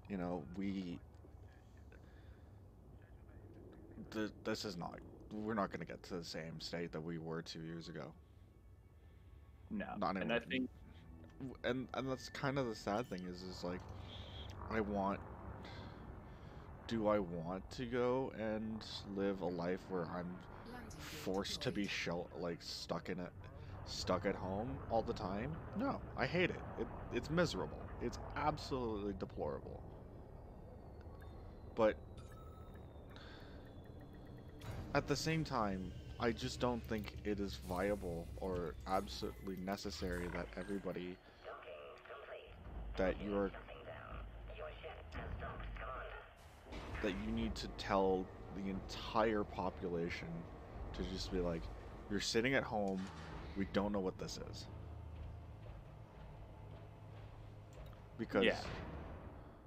Because one or two people decided to carry this virus over, so you decided it's a Schrodinger's virus. You either have it, we don't know if you have it or don't. The best plan to do this is to literally have everybody sit at home. I think, in my personal opinion, is my opinion gonna sound like objectively wrong? It will. I kid you not, it will. However, I have a gut feeling that there was some things that could have been objectified a little bit better. Like, we didn't need... I personally think we didn't really need to close everything down. Like, everything. Everything. Because we didn't... Because technically we didn't close everything. Walmart was... There were some businesses that were still open. Walmarts were still open. Superstores were still open. There was a lot of places that are like grocery based companies that were open. Skip the Dish was still running. The only thing that closed were major restaurants and the food industry, and basically that entire sector, and basically retailers that weren't the major retailers. Yeah. Which was a shame. And like as much as I could sit in front of a screen and play video games from day in day out and get paid and just have the government throw me money because reasons, do I want that to happen? No. Barring an actual emergency, I do not wish this on even my greatest enemies, because it's miserable. It is absolutely miserable to be told you are not allowed to do this. You are basically not allowed to have fun.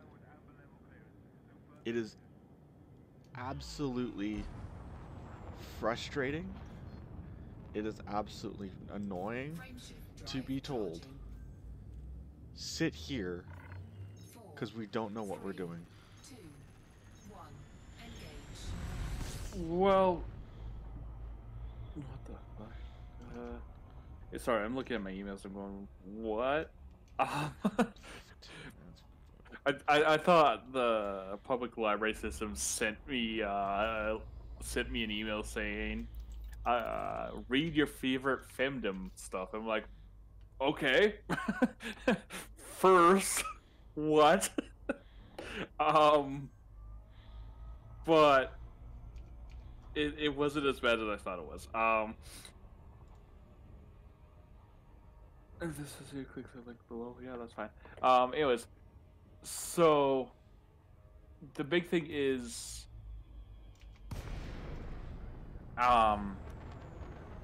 if we had jumped on it and did a 2-week 100% lockdown, you know, no going out, no anything, get your groceries and prepare for the short haul on this one. From the beginning, we would have had it more under control. Exactly. But nobody wanted to make that hard decision of, well, okay, we need to. That's it. Here's the thing. There's those two schools. There's the two schools of camps on this one.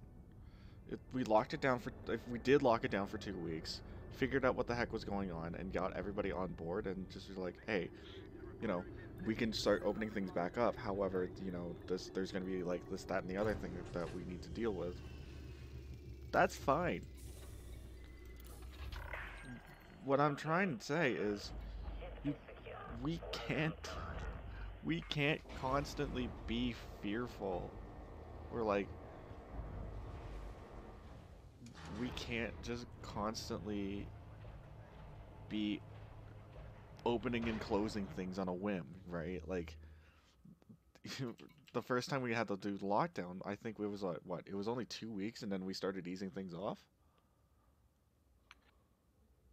It was a few months, but yeah. They're. I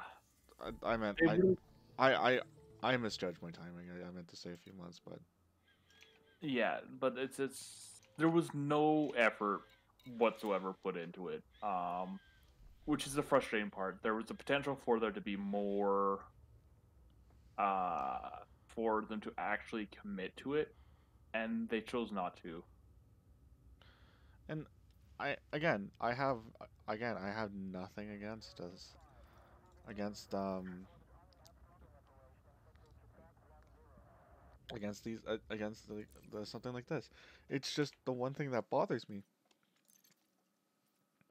is the I- second time we did this around, we had to lock everything down again, and they're like, why?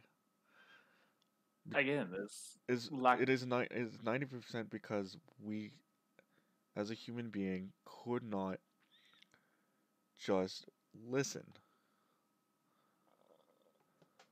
Yeah, it basically comes down to that. It didn't help that the people who told us that we had to lock down and stay at home and stuff then themselves went out and were like, Oh yeah, yeah, we're no, that didn't help at all. yeah, no, that just like that was mixed messaging at its finest. Like if Oh when hey, y'all can't leave. Y'all can't enjoy the holidays. Excuse us while we leave for Mexico. yeah, and No. it's just like You shot yourself in the foot there. yeah, but I'm just looking at one of your cosplays. I'm like, no wait, that's Ozzy. That's terrifying now. Did you see Austin? Did you see Austin Lee like dressed up as something? Um, in I would assume a bunny outfit with a gauntlet. Oh, I'm scared now. yeah. Don't ask. I'm not. My curiosity is sufficiently satisfied. Okay, good. But at the end of the day, like the thing, like I kind of want to like get on more positive stuff because we have kind of gone on with this. Mhm. Um, but one of the biggest things we have to kind of like come away from now is like we're doing a podcast, which I think before this lockdown would have probably never been on the table for us. We're just like we're looking for things to do, and rather than look to cancel somebody or something, or pick fights or whichever, we're just like, well, okay, we'll just go do our own thing. Yeah. Um, No, this is a podcast for us. yeah, and so it's like I think It is a podcast where we want to be conversationalists.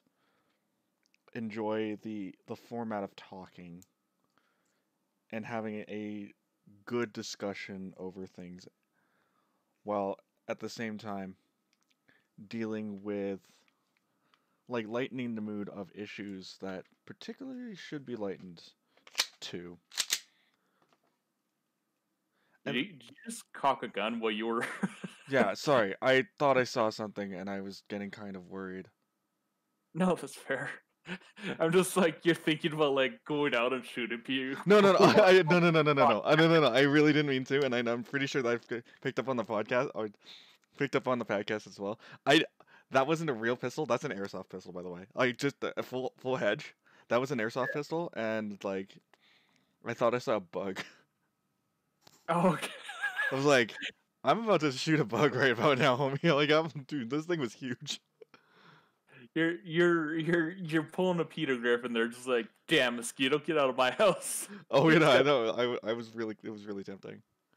Um, yeah, you just got like a double barrel, just like bam. Yeah, no. I actually should clean up my room a little bit because it's getting kind of messy up in here. Oh, But no. Getting back to your point, and sorry, I do apologize again. I apologize for the sidetrack. Um, the abrupt sidetracking. Um, Getting back to your point, there a lot of this is really just on us to really just understand and really get to the point of, hey, we're trying to be conversationalist. We're trying to have fun. We really are that level of bored that we just wanted to create content for us to enjoy later. yeah. Because I'm gonna I'm gonna be real with you. Minus the gun and minus the the airsoft gun, being racked on literally live on stream. We had a really good conversation, and we had a lot going. And Yeah. I enjoy this. I enjoy sitting down with somebody. No mic, no, not no mic, no camera, no lights, no fancy thing, no having to do interviews. We don't even have a question, like we don't even have a list of questions. We have a notes list, and sometimes we don't even follow it. Yeah, That's the where beauty of this. well, I think because there's like I keep harping on about, like, there's Trash Taste, there's Joe Rogan, there's how many times do you think they follow the script 100%? Like, it's Never, never, never. yeah, like there's a really good opening segment, and then it just goes on for like an hour of, well, this is my opinion. Well, your opinion is crap. It's well, it's not even exactly that too. That's the kind of the really fun part about it. It's just like, are you allowed to have a trash taste? Yes. There's nothing stopping you. Are we allowed to call you out on your trash taste? We are 100% allowed to call you out on your trash taste. Yeah. And again, it's fine. The amount of I'm gonna go on a huge tangent about people and them being like freaking the gatekeeping in the community of like anime and like the anime culture that we have, the zeitgeist, basically the entire zeitgeist. The amount of fucking gatekeeping we have in this community is fucking insane. Insane. Yeah, I don't think it's healthy at all. I think that's 100% a topic though for another episode, just like the gatekeeping in anime and video games of that, because it's as bad in video games as it is in anime, if not worse. And that's kind of like, how do you tackle that? How do you kind of like, because you don't want to say don't get involved with any community. I think that only deepens the pessimistic kind of, we're the only true opinion that you should listen to mentality. But like, No. And that the funny thing is like, here's the catch-22 on that one is you're allowed to be wrong. I'm allowed to be wrong. Is every single time that we're going to be right, like, are we going to be perfectly right every single time? No. Hell no. Not even close. yeah, Tell, I tell me a time where we both agreed on the same thing and we somehow ended up being both wrong. I mean, we've kind of like spec'd magic cards a few times, and like we've been wrong, and like we've held similar opinions in that respect as well. And just like, Cuz okay, but well, again, it's that's just the market being the market versus us dictating, "Hey, we think this is good. Like this card is like you guys are not playing this enough." That's a different story. Anyway, I could touch on that. We can touch on that on the further thing, the price reality versus the price hoping. yeah, I 100% agree with that. I think too, like it's kind of like encouraging people to get into a community, but also kind of like recognize that even if you are right in a lot of situations, don't let it be kind of like how you describe yourself later on, right? Because if you say, well, I was always right about this one thing, well, yeah, okay, you were right, but like, you- how right are you now? I guess don't get full of yourself, type of thing. Yeah, no, exactly. You just don't you're gonna be one. Like, don't get me wrong. You can miss 100 times, 100,000 times. The one time you're right, it's great. It's fantastic. You're gonna like the one time you're gonna be right and successful about that, about a spec. It's gonna be good. However, don't don't put yourself in the same vein of expecting to be right every single time, or the one time that you are right, don't be that be that one person that's like, oh, my ballot is perfect, and everybody else is wrong. I'm like, no, but like Yeah. that's exactly it. It's just like everybody else is allowed to have a separate opinion. However, oh, did you know what's hilarious funny? This one, I'm gonna tangent off of that just for a hot second for this. The people that do that and then say that and then use the excuse of free speech are really the ones that get me. Because when they are stand corrected, or when they are their opinion is actually wrong, or it actually is actually is incorrect or out of bad taste, they fall back the fallback of free speech and using the Fifth Amendment, or sorry, Mhm. I think it's the Second Amendment. I'm reading it wrong.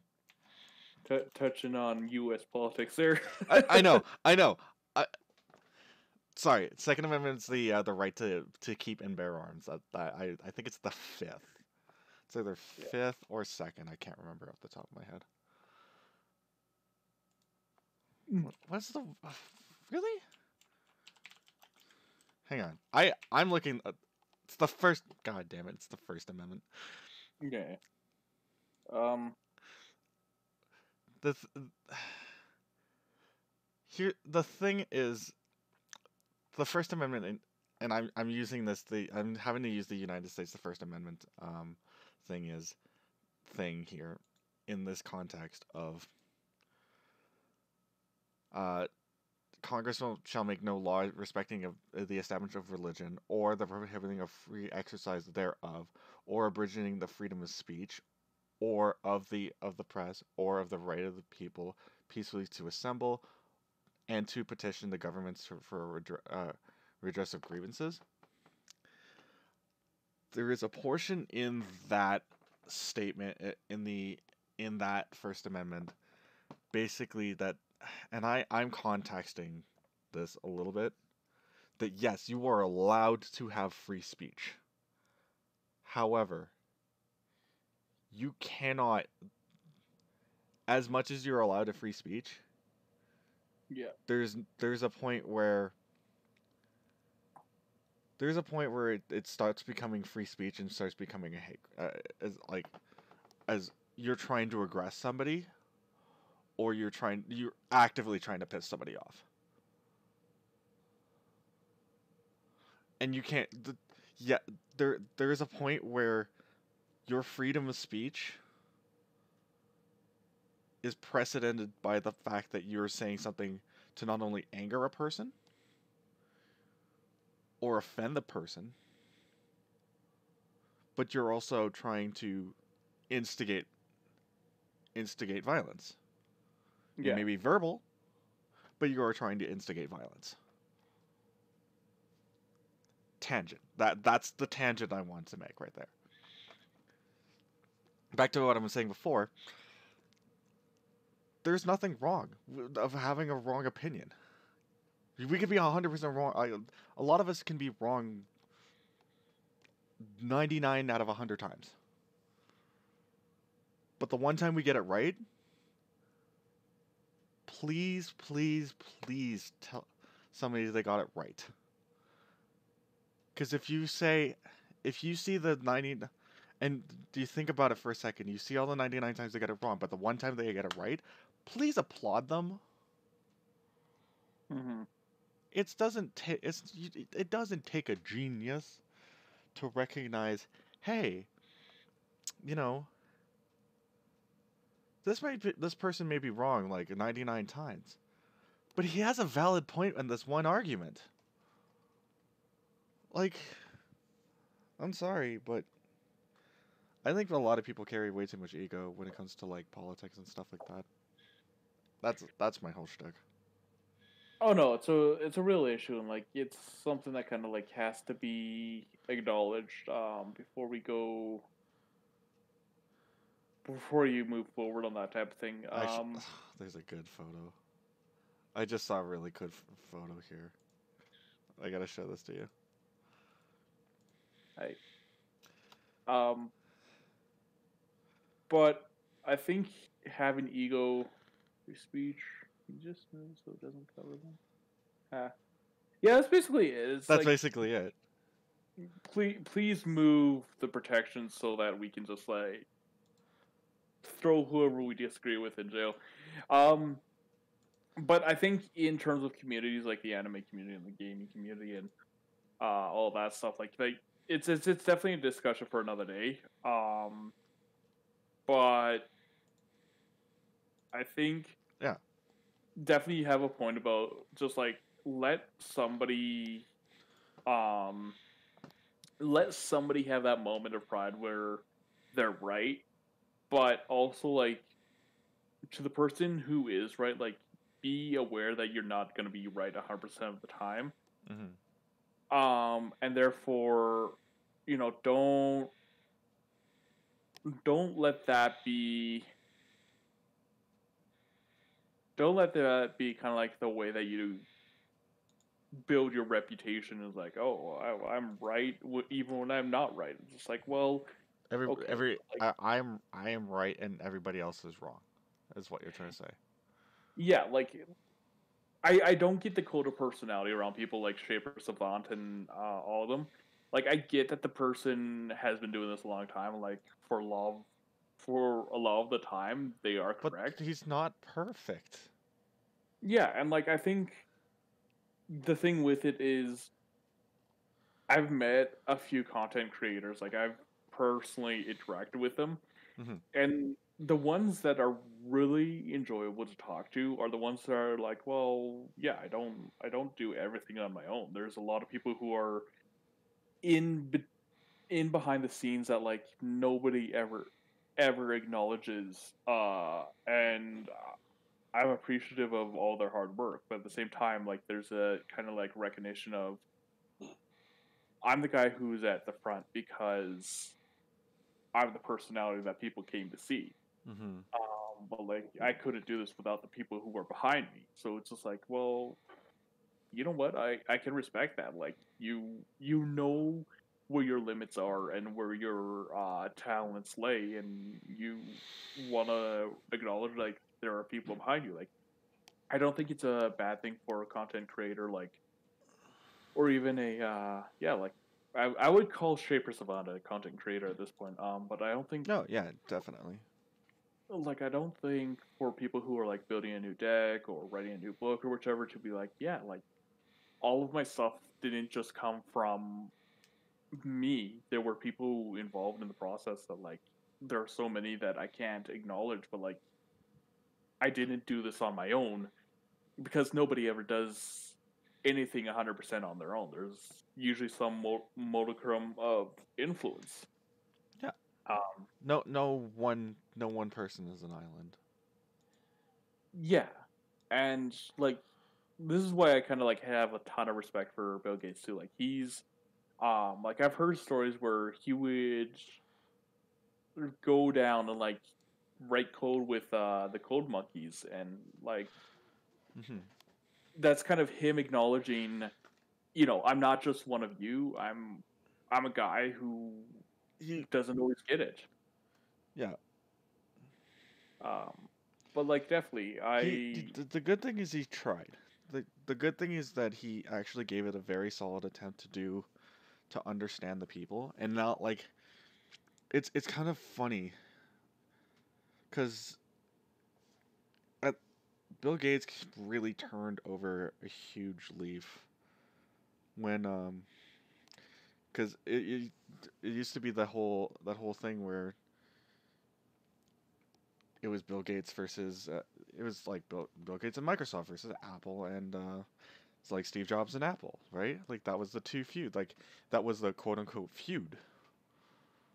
But in reality, even though they were like basically rivals, they were basically friends. Because if you have somebody that shares the same intellect as you, it's kind of nice knowing that. Yeah. And Um. and that's the thing that I like about this is like talking with you and talking with Crystal and talking with other people.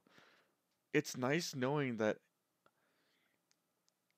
I get to talk with people that either are close to or on par with the same um basic either I wouldn't say same mindset because I'm pretty sure we have different mindsets, but si- intellectually similar. That's what I'm trying to get to. Yeah.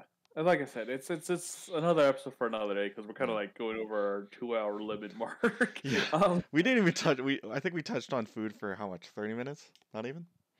I'd have to go back and review it, but it's That's fine. probably not that long. Anyway. But yeah, Um. as we go out the door, I definitely want to drop one crazy thing because and it kind of just goes back to the wreck the slide on the pistol. Airsoft 007 moved from 52nd Avenue up in the deep northeast to 33rd, and they're opening an airsoft field inside. Nice. It's where where the Extreme Air Park was Uh. that literally nobody went to. Well, there you go. I probably wouldn't know it because I never went to it. There you go. It's in there. Okay. It's so sweet. I got to go in there yesterday to pick up a can of gas and some BBs because I wanted to play around with my airsoft pistol because I was bored. But and yeah, there's a whole outside room. Um, they have their main store, which is basically a very fancier version of a tech shop, and then they're gonna have a whole airsoft field plus games in the next couple of months. So I'm actually really excited for this to actually go and run around and shoot people with plastic pellets, not just cardboard boxes and foam board. Oh God, Hololive anime. Yeah, it's I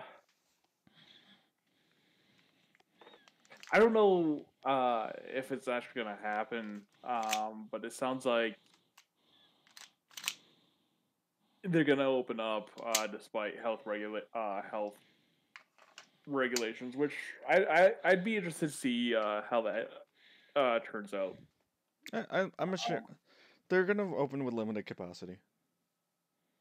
I think that'll be fine. I don't think it's gonna be too crazy.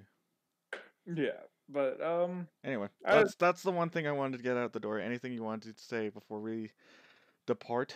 Because yeah, that's a long. We this is a long one. Whew. yeah, like despite how heavy we got earlier, like Yeah. I want to say like everybody, it's not gonna return to normal. We're at that point, but as we go forward, try to like Try to get as close to normal as humanly possible. not even that, but like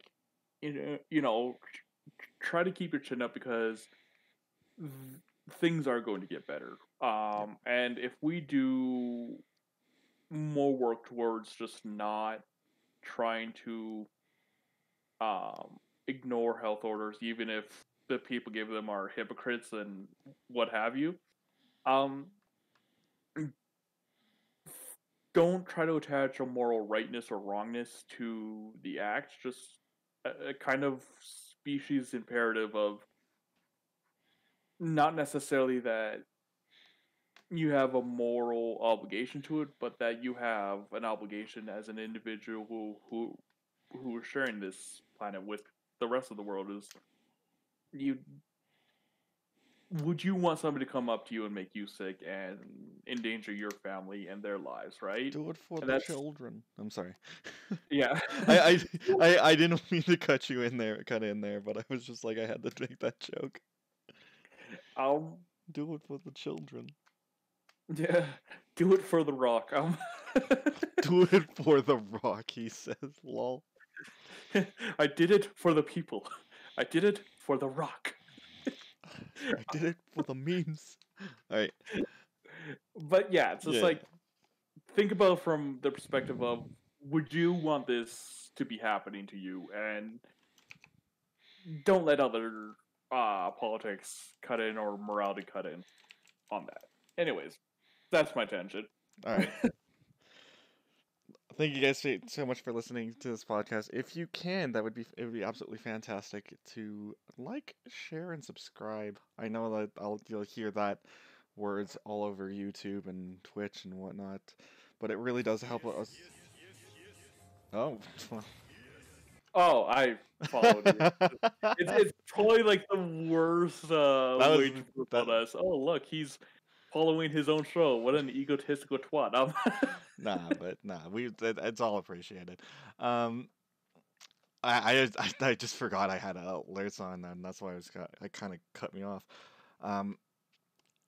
But yeah, this isn't an episode 4 of Trash Taste. Sorry, not Trash Taste. The Red Phoenix cast, which might as well be the Trash Taste, because well, we kind of got some Trash Taste on things. Anyways, we'll talk to you guys next week. See ya.